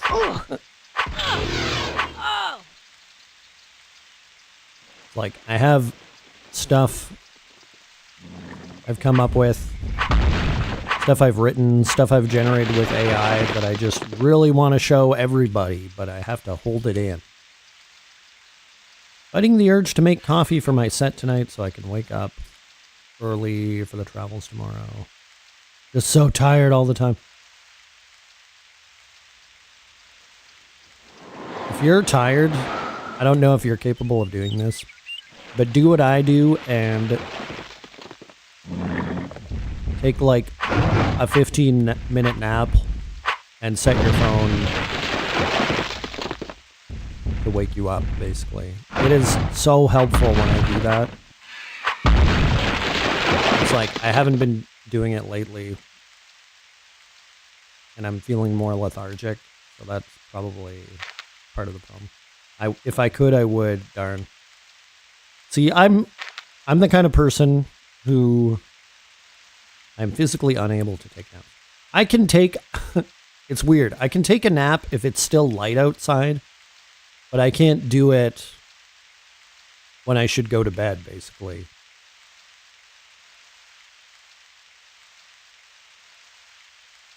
Fingers crossed your fairy lines up. Oh yeah, that's true too.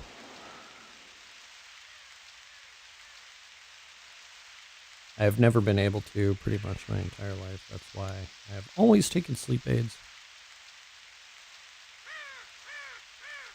I didn't start taking sleep aids till like the last few years, and I'm glad I did because I've had insomnia problems for years.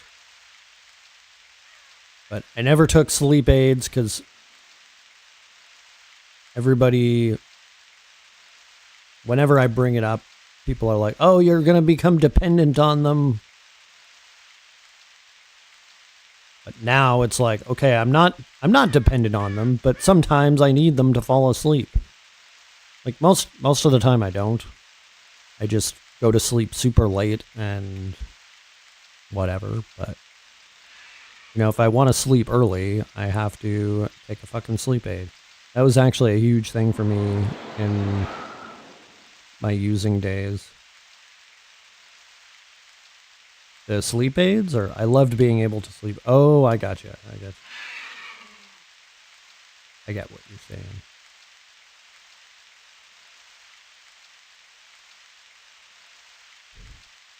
But I've always been able to nap during the day. I just can't do it at night. And if I didn't have a nap when I needed one, I'm going to have a miserable, lethargic night.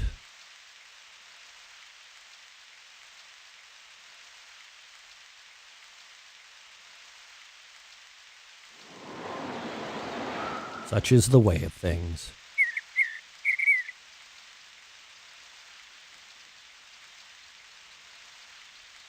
Oh, jeez. What the hell?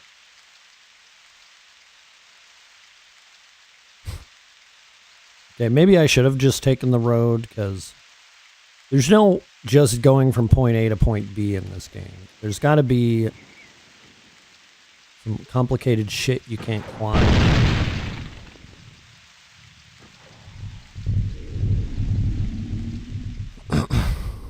I'm pretty aware my fatigue lately is from stress getting to me. Here's a thought. Have you ever read up on chronic fatigue syndrome? Because sometimes I wonder if that's something I have to deal with.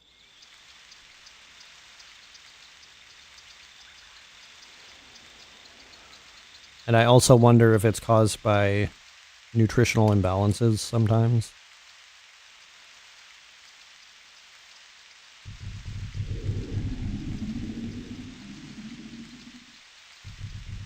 Which I would also include vitamin D as being part of.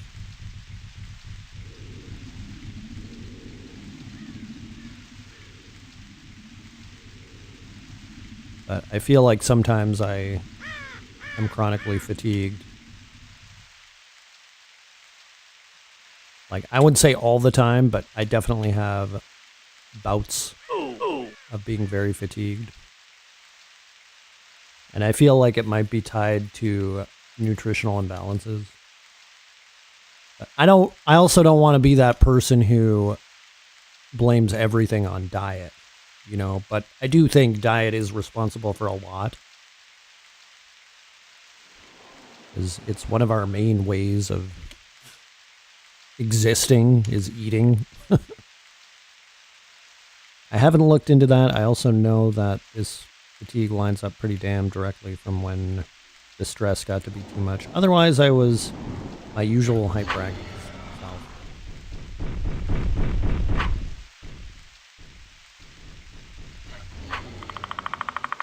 It's good to keep that in mind. People don't factor diet into things enough, in my opinion. Yeah, for sure. Especially for invisible let's talk about invisible illnesses for a second. So I'm talking about mental health stuff. A lot of the time, chemical imbalances get brought up as being the cause of things like depression or anxiety. But I would ask the question, where do the chemicals come from? It comes from diet. Everything in your body comes from diet. Now, I don't want to oversimplify it because there's other things to take into account. But I think that's a huge part of it, you know? Like, also, if you just lost the genetic lottery, that's another thing in terms of illnesses. Like, mental illnesses are sometimes caused by genetics, too. But, you know, I don't think people really factor environment into things as much as they should. Or, well, actually, let me rephrase that. They factor behavioral environment. They factor in their day-to-day experiences, but a lot of the time they don't factor in the essential building blocks of life, you know? Like, we're just sacks of biological chemical reactions, you know? And I would ask, if you're missing some of the components for those chemical reactions, then wouldn't it cause some problems?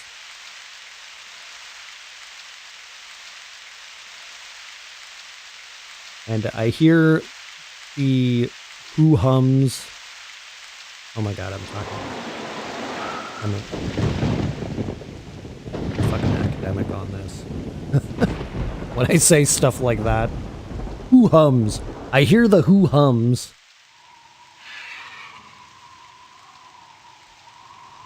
And to that, I say...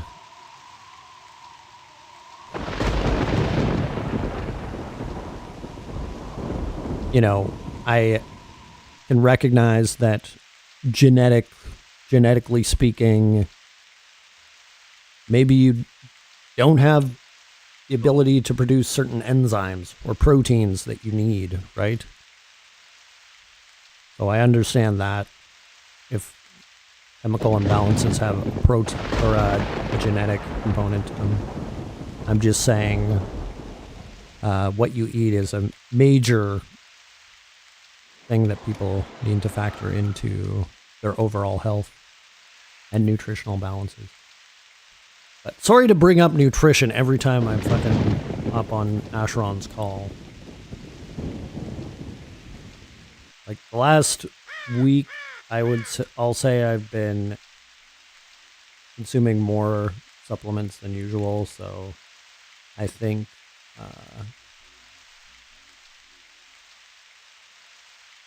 any fatigue I had is kind of slipping away at this point. Like, I don't feel as out of it as I have the last couple weeks.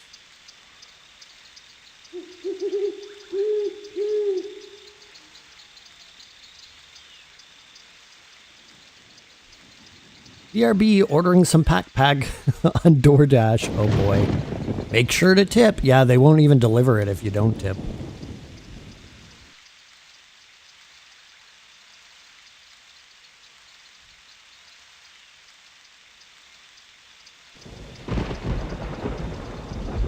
Diet and exercise do so much more than most people think.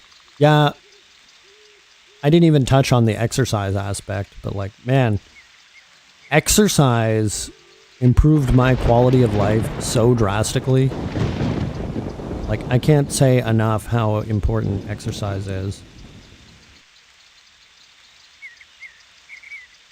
But I know a lot of you guys know I lift weights quite a bit. So I'm biased in favor of strength training, but, you know, I also recognize it's not for everybody. But I think something that is important is for people to be spending energy on physical activities. And I don't just mean going for walks or, like, you know, going to work.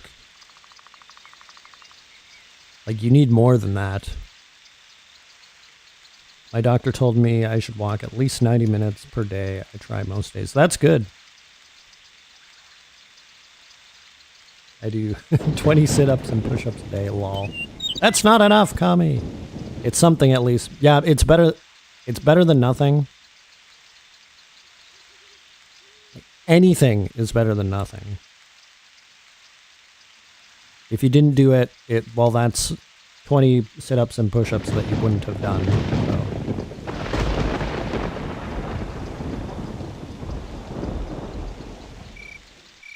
But I wish more people could get the enjoyment that I get out of strength training, but I realize it's all situational.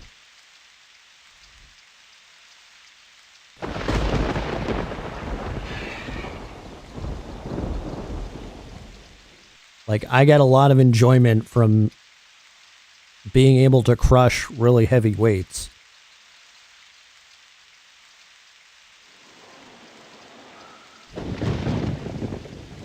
There's just something very empowering about the process of strength training too. Like,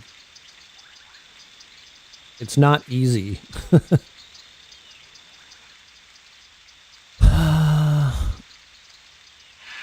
I don't know if this is gonna work. Like, wasn't I supposed to get an amulet to do this?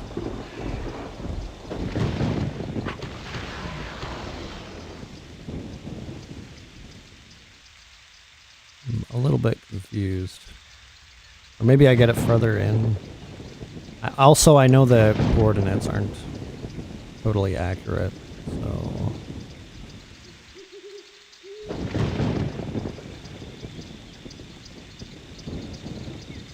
Let's see if we can find that portal.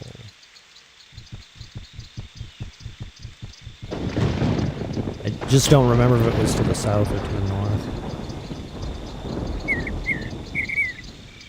But I'm guessing it was to the north.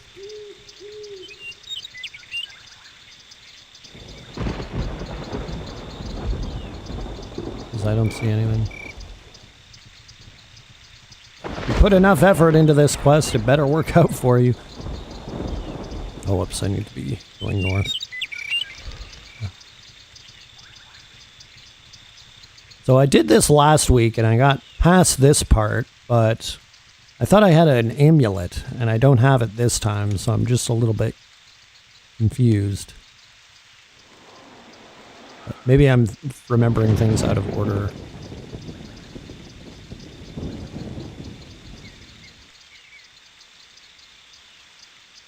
But basically last time I went through this dungeon. Sorry, let me just go out of combat here and see if there's anything. Did I check this?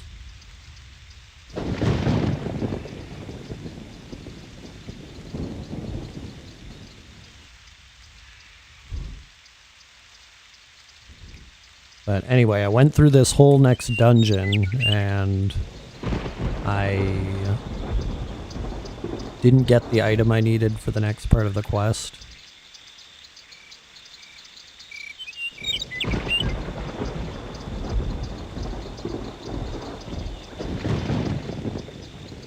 But I may need to look up the specific coordinates.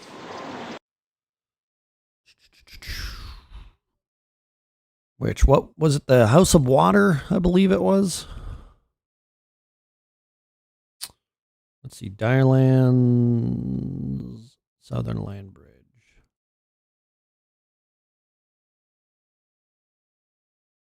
Mishenk will give you a Tanada Gate Medallion, which he did not give me.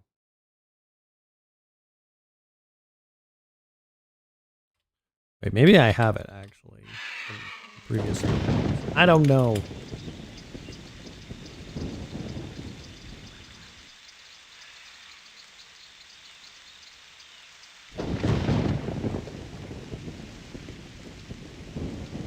Like, it doesn't look like I have it, though.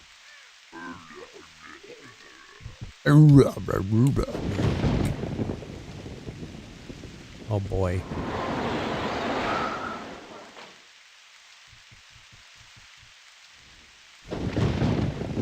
You should get your clan to do an exciting fellowship quest and show it. Yeah, that's not a bad idea.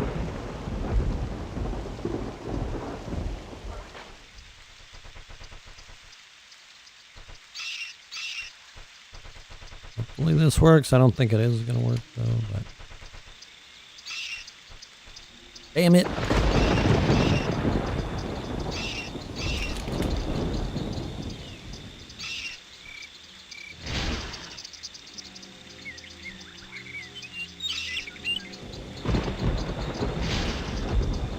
Oh well.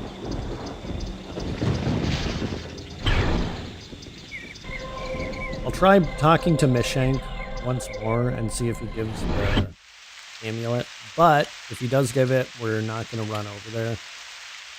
I'll just save it to another time.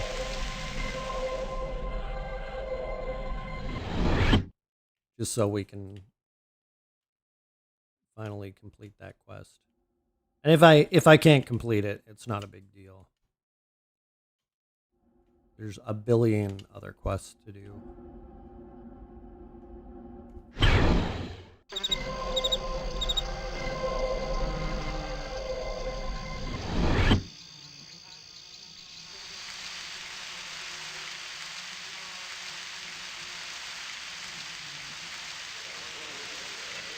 Hey, buddy.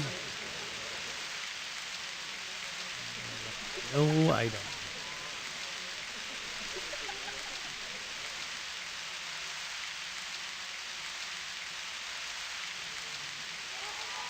I guess. Oh, is that it? No. Is that it? That might actually be it. No, that's not.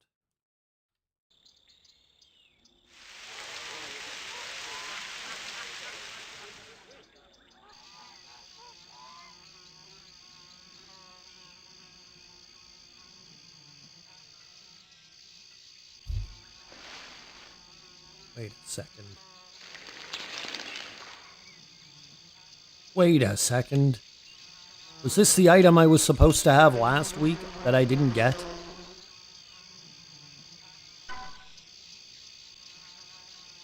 Holy fuck. Is that it?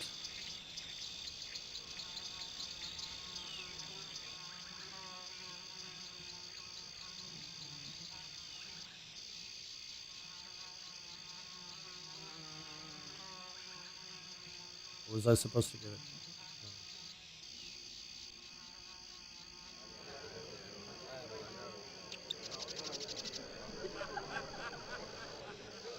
I don't fucking know. At this point, I don't care. Ugh. Okay.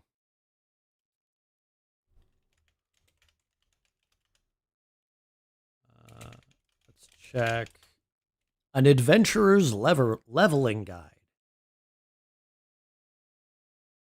Which is very useful, by the way.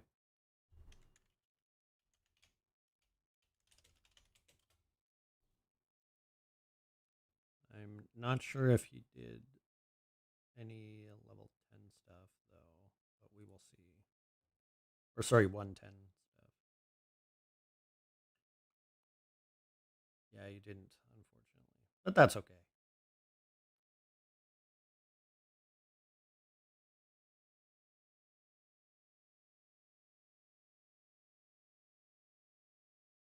I'll see if anybody else has a leveling guide, like Immortal Bob's leveling guide.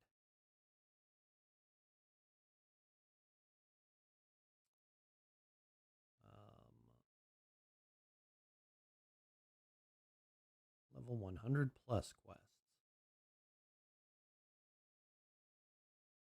Darling Caller quest. Let's take a look at that.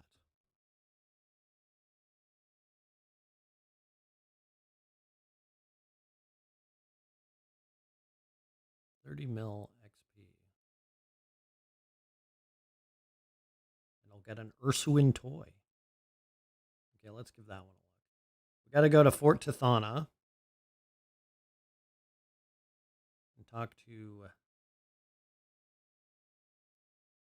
Shaolan.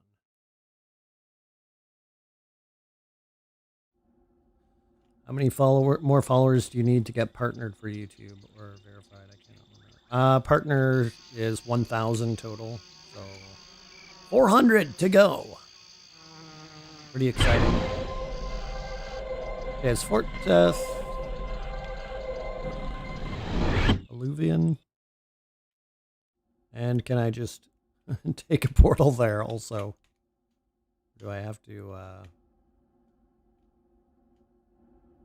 find another way to get there? Yay, I can.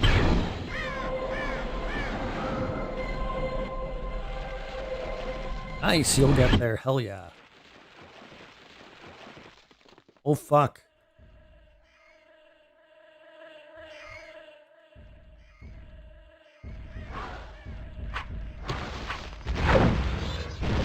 Get out of there. Jesus Christ. Oh shit. Oh shit! Ugh. Damn it. I didn't think those things were going to be able to kill me.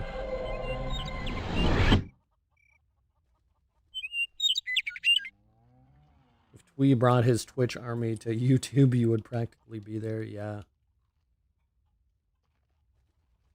Well, that's kind of annoying that that happened.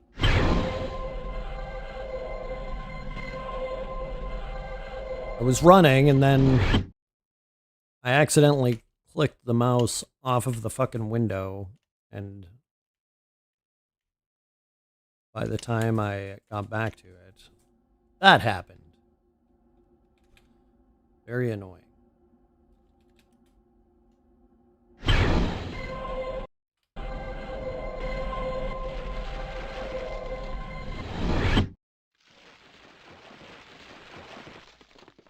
Run!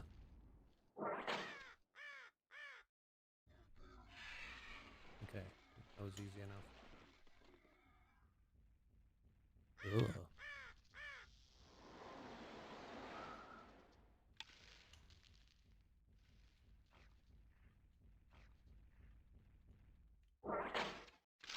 Be in and out of stream. I have to start getting ready for this birdcage thing. Alrighty. I'll be there around the time we start.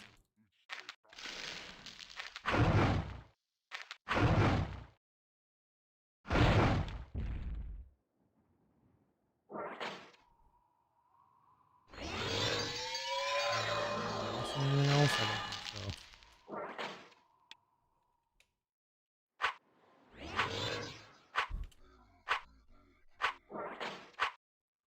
Thank you for the stream. So excited to see you both tomorrow. Hell yeah. Sounds good already.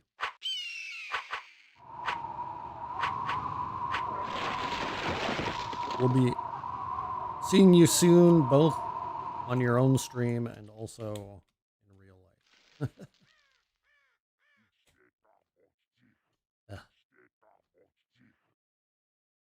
You can't open this door that way. Hey, you there. Open the door. Bastard. Okay.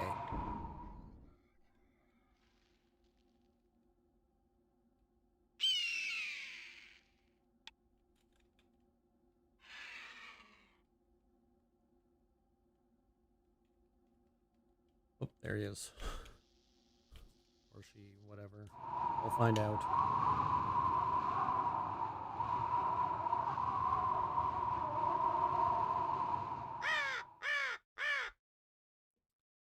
Have you seen my pet? I was walking around these coordinates when she disappeared. Her name is Darling, and I would be so grateful if you could bring her home to me.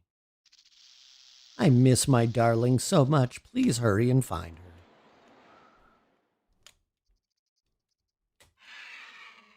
Damn it. Wanted to jump off of the roof. Oh well.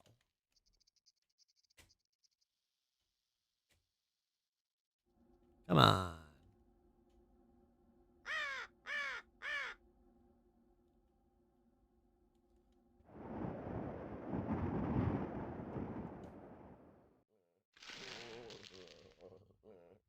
See, before they had cottages and stuff, I would find buildings like this in the middle of nowhere and RP that they were my home.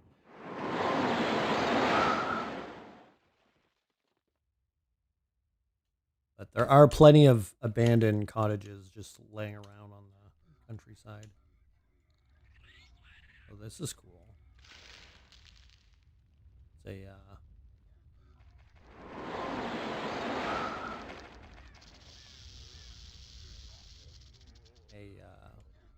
Tumrock and Lugian encampment.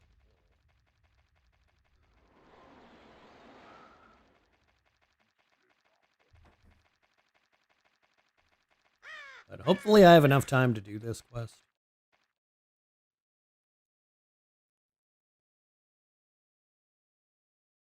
It is a bit of a trek.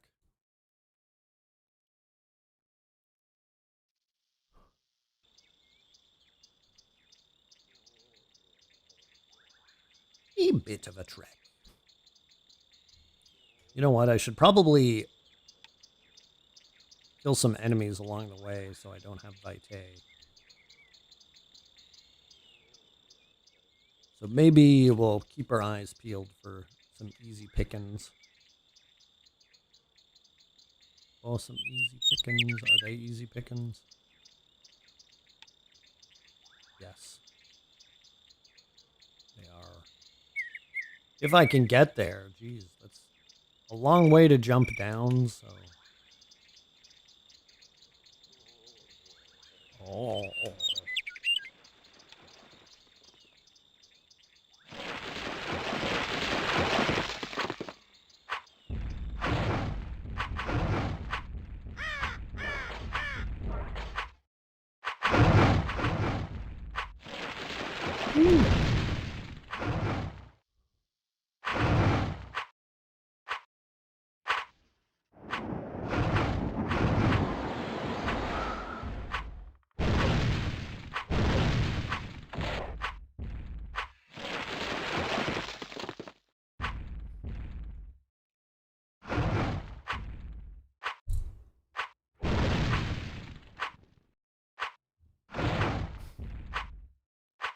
I'm so glad there's leveling guides.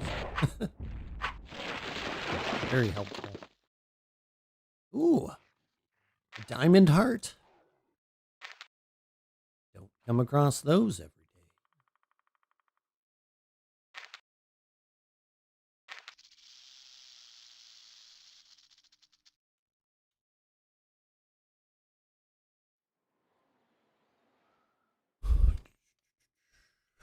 And I reduced some of my vitae, so that's good.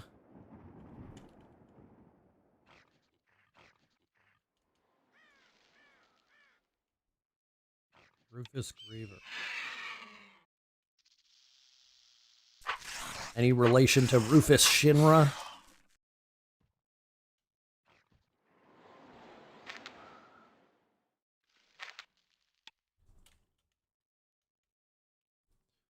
Plate armadillo. 100. That's pretty easy to deal with.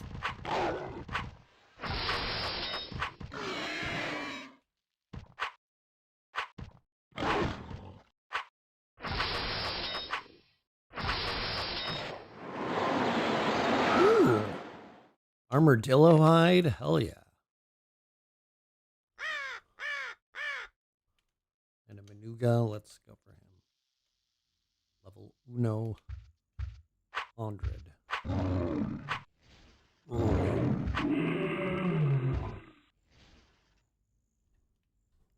Ooh.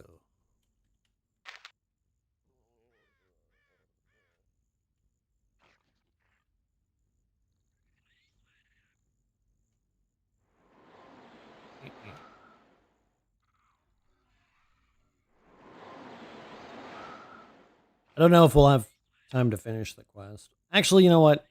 Unless it turns out to be a super long quest, which I don't think it will be, I'll just push through and make sure we finish it. Push that shit out.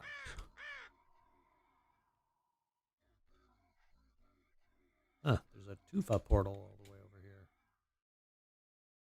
Oh.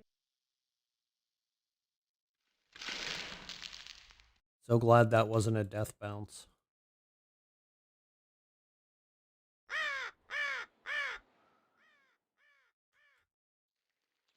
Oh boy. Oh. Oh.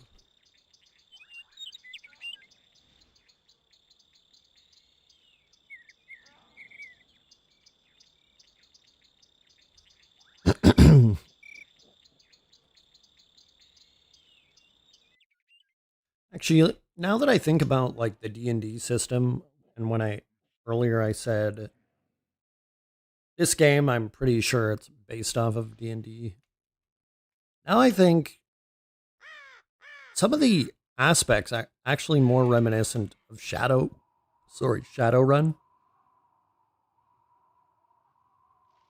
So I wonder if it's like a medieval fantasy Shadowrun.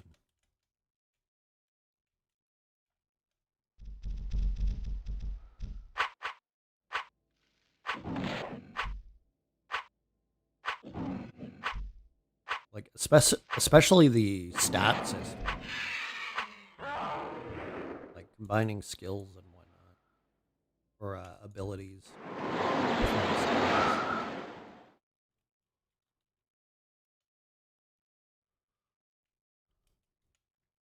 Like that's not really a big thing in D&D actually. Usually in D&D, one ability modifies one skill. Shadowrun, you have multiple abilities modifying one skill. And what I mean by ability, by the way, is attributes. In D&D, these are called abilities, or your ability score.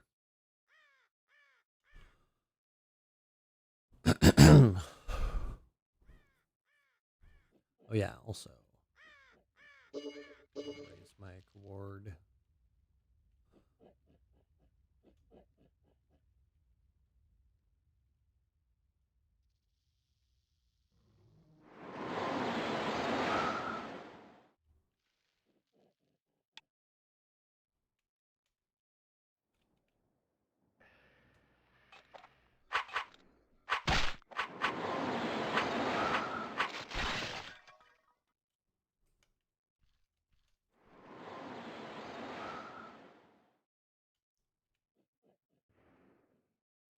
I want to.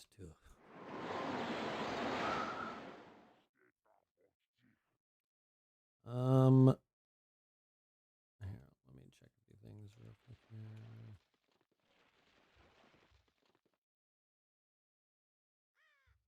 1% vitae. Wait, whoops! I do not want to exit the game world. I don't know why I hit that. Anyway, as I was gonna say, I am very close to clearing my vitae. Crystal shard.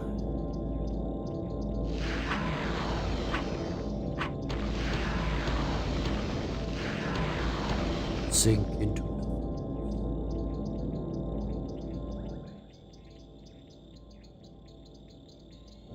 Sink into sweet nothingness. And when do I get my next Etheria, by the way? Is that level 150?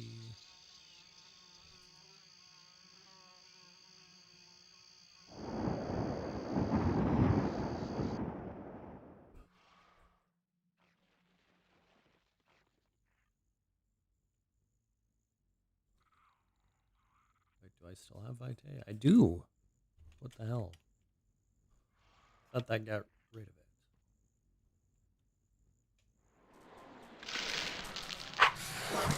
What was supposed to be?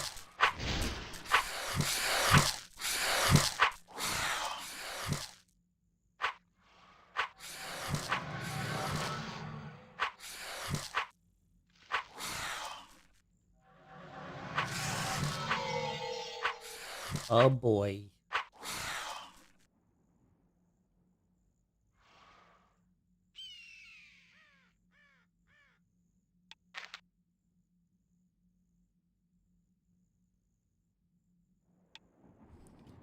Did I actually have 2 vitae left? I thought it said 1, but maybe I just misread it. I do want to encourage you to go to Arwick each week and get your stipend from Monroe. If anything, you can get level up certificates. You know what? I keep forgetting to do that. I'm so bad with that.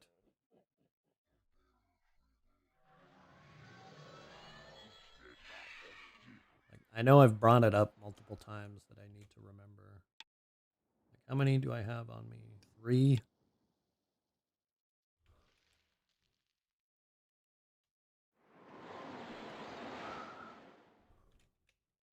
Maybe I should start each stream.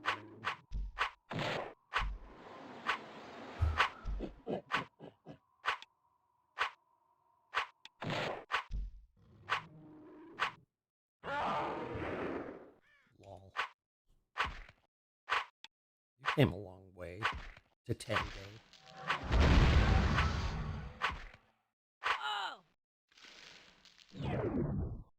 Your vitae has expired. Beautiful. Beautiful.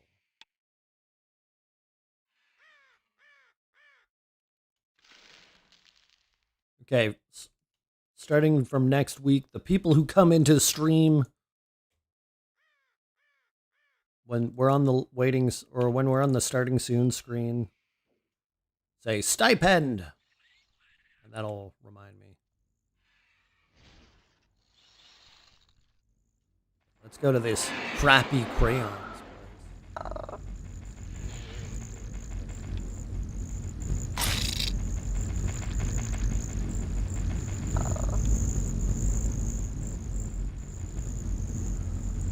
place. Notice you only need... By the time you get to 167, you need 480 million to get next level. So you will be glad of the level certificates. Yeah, no doubt.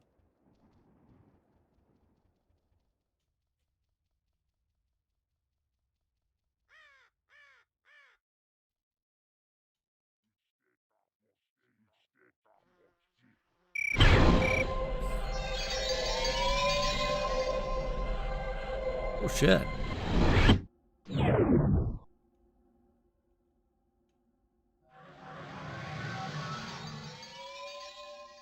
Wow. There's other people here.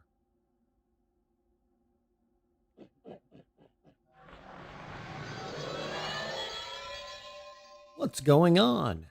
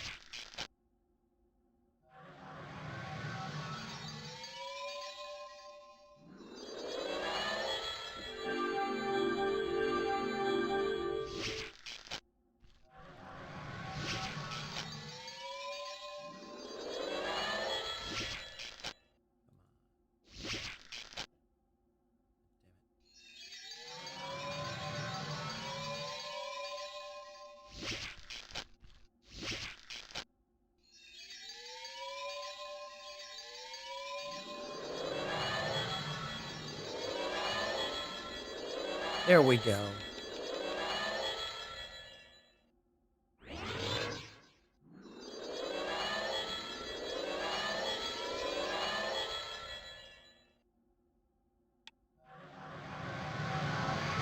I did the wrong thing. Okay.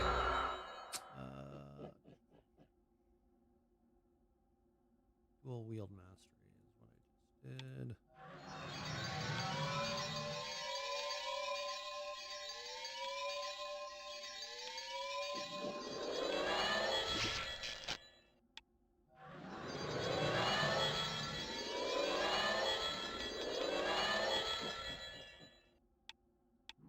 Healing mastery.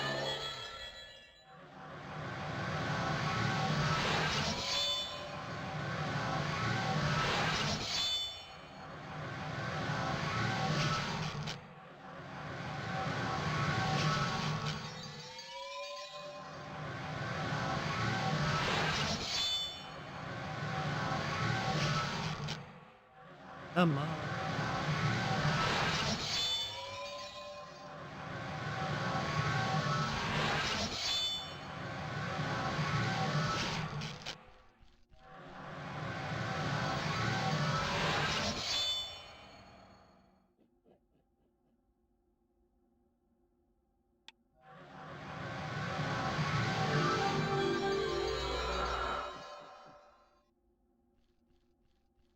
Did I get Legend Bane, by the way?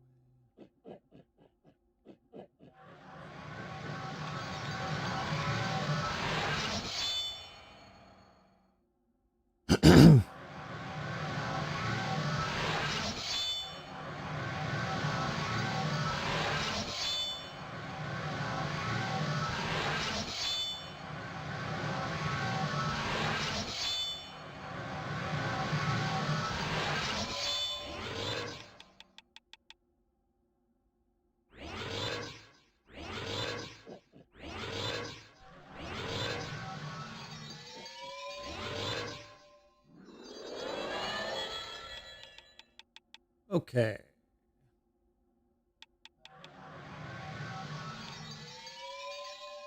Okay.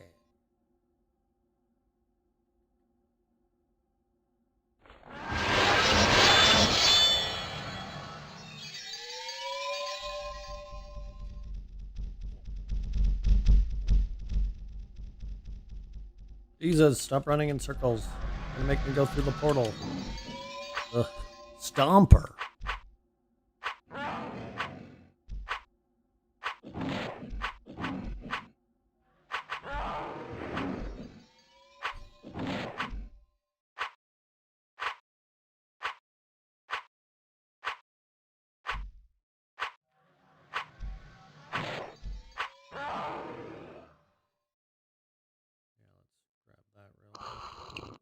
Okay.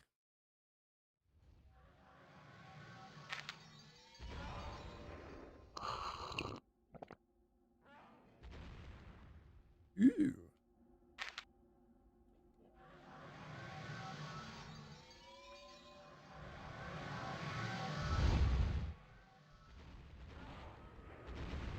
Damn, there's a whole bunch of people here.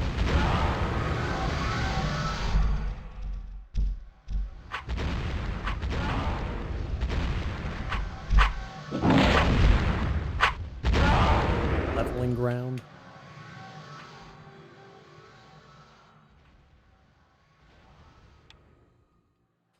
Let's see what I have to do. Run to the creepy canyons, kill Darling, and loot Darling's collar.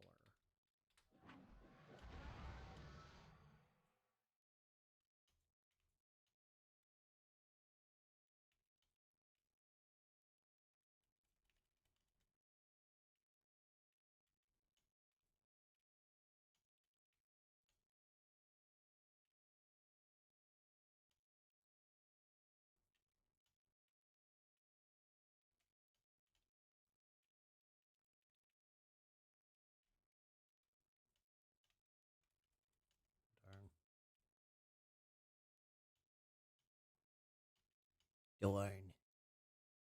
Welcome back, Javi.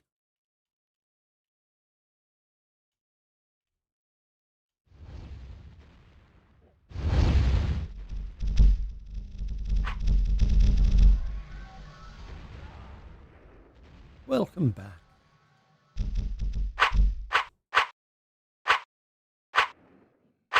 It goes well. How are you?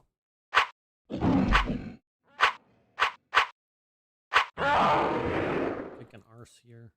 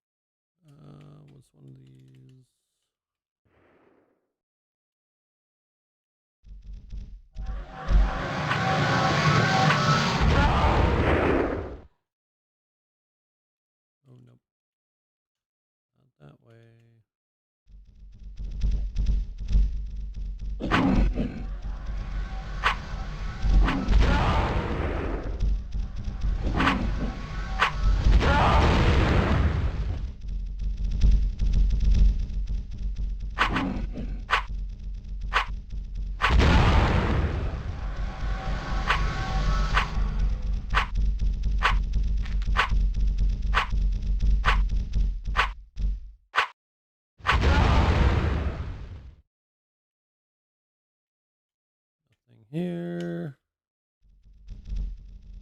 Stomper.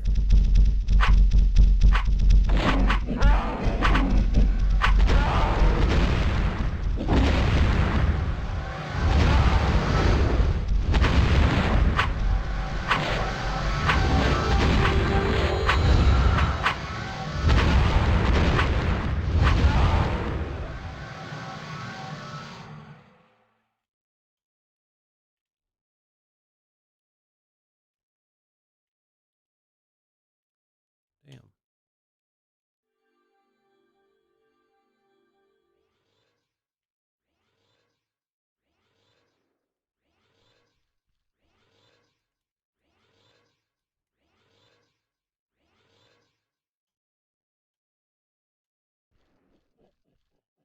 There's so many people here. Is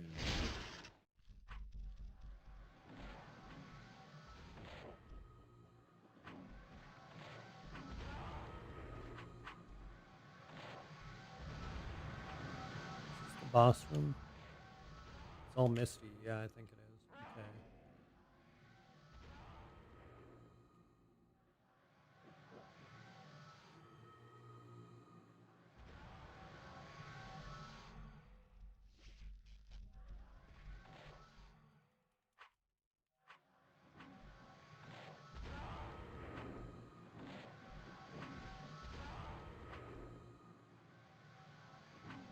Dang.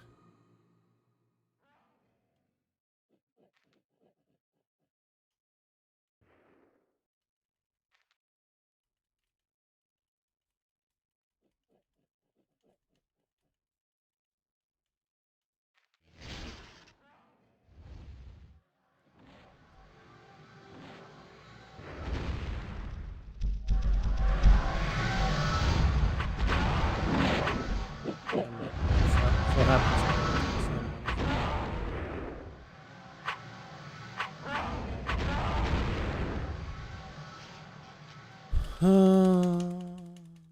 I don't know if this is the boss room. So,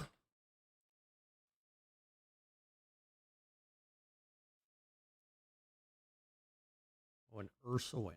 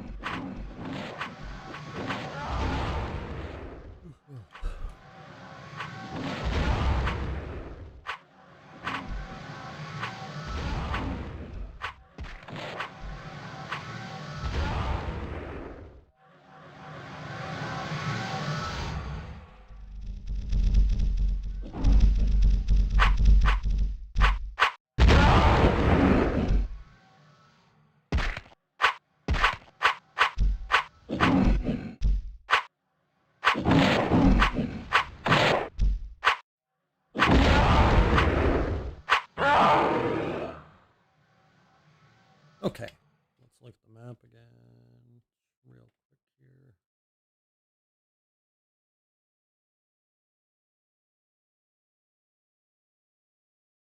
Oh, I see.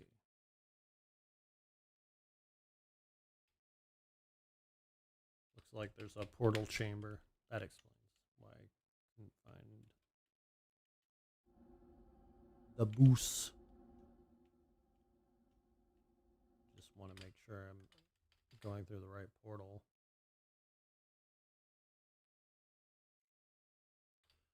Looks okay.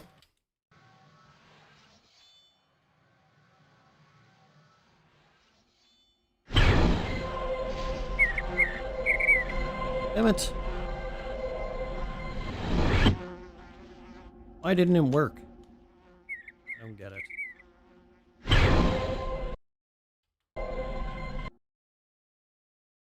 Okay, see. I went to the room. Oh, I see. There's more than... Damn it.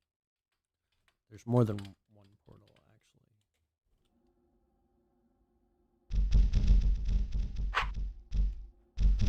Let's try this again.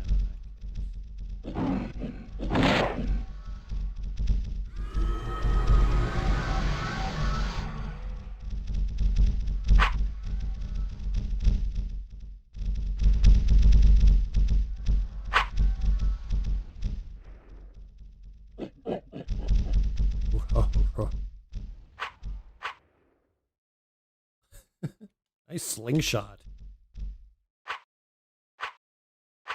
That was the weirdest rubber banding I've ever seen. Okay. Health potion, whatever.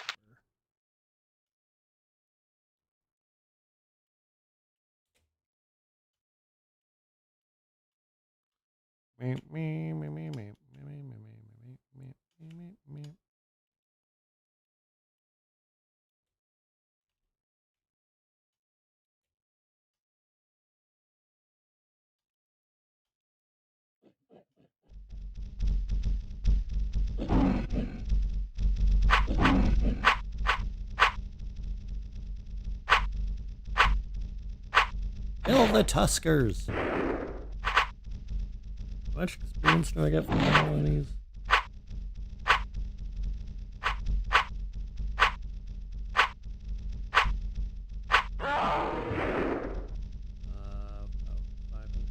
Actually, a little bit more than that. That's really good experience. Not gonna lie. No wonder there's so many people down.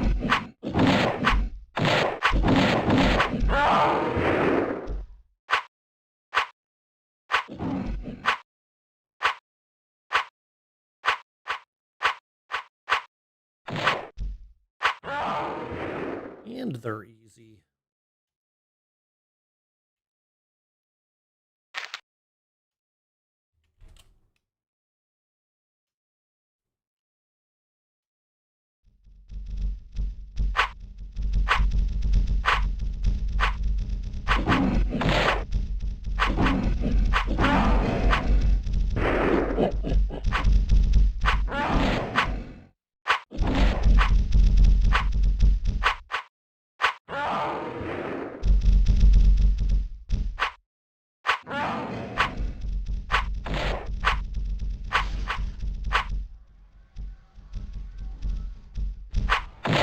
Oh yeah.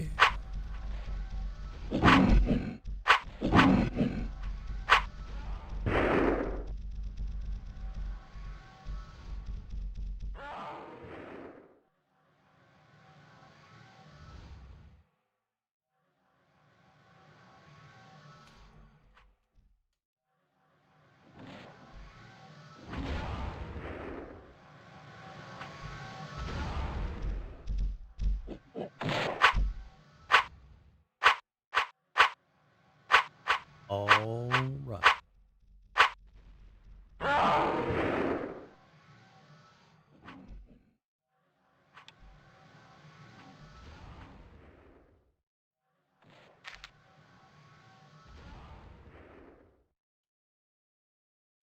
Damn it.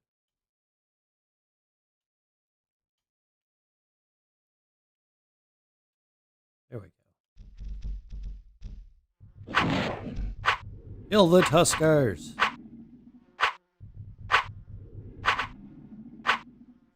Is that the Ursuline I hear? By the way. Yep. The nostalgia, right?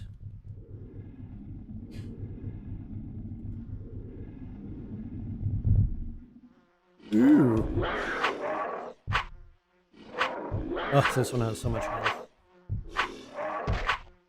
Let's try to do some debuff attacks.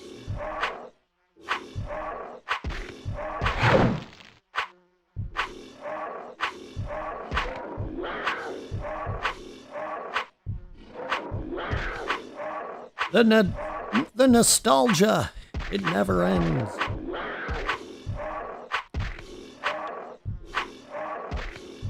my god. Heal!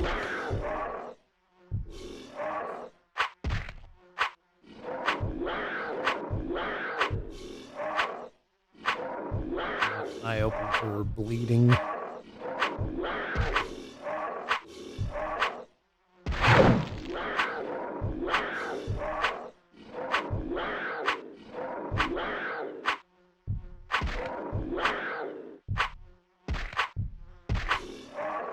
Oh, I got him. Oh.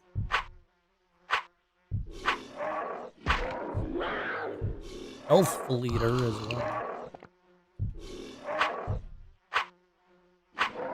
Seeing that yellow stamina bar makes me so happy. Doesn't it, though?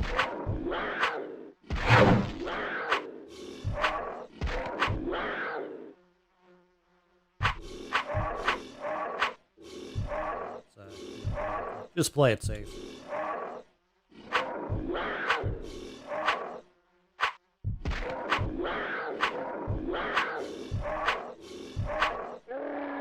Oh.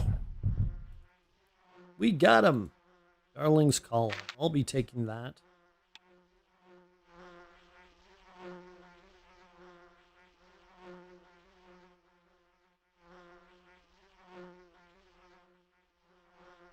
Is there actually no way out of here? Do I have to life stone out?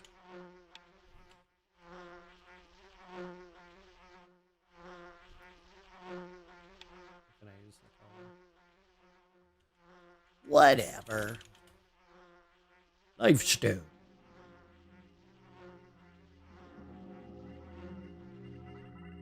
For the life of me.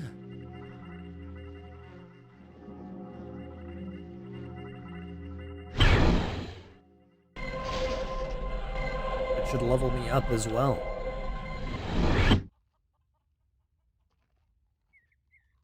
And after I hand this in, we're going to wrap things up. Man, the timing. Pretty good.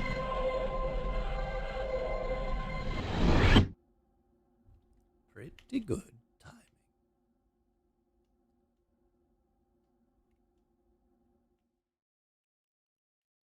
So we will, of course, be back next week, as per usual. The usual time.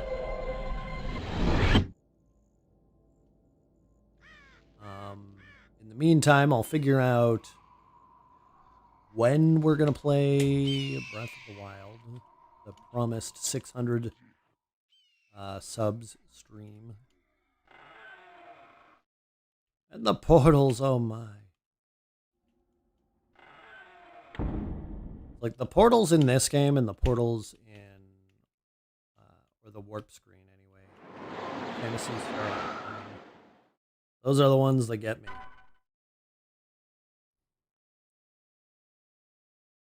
I don't know when we're going to be back for Baldur's Gate. Probably pretty soon. Like, I don't know, maybe Thursday or something. But anyway, I got a teddy bear. You know what? Before we go, I'll just see if I can put that in the corner of my house. 30 mil XP, not bad, right? I was checking my XP to make sure I would level from that quest. Killing those. Who's a what's it? Right before we go, I'm just gonna see how that bear looks.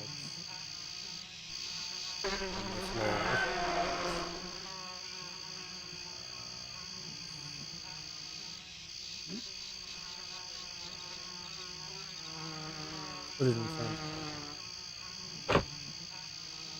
Not bad. Actually, don't mind it. Anyway. Sit on the couch. No. What? Bye-bye, guys. Thanks for hanging out. I'll try to be back on stream Thursday night. Don't know for sure if it's going to happen, but if I do, it's going to be Baldur's Gate. Otherwise, bye-bye.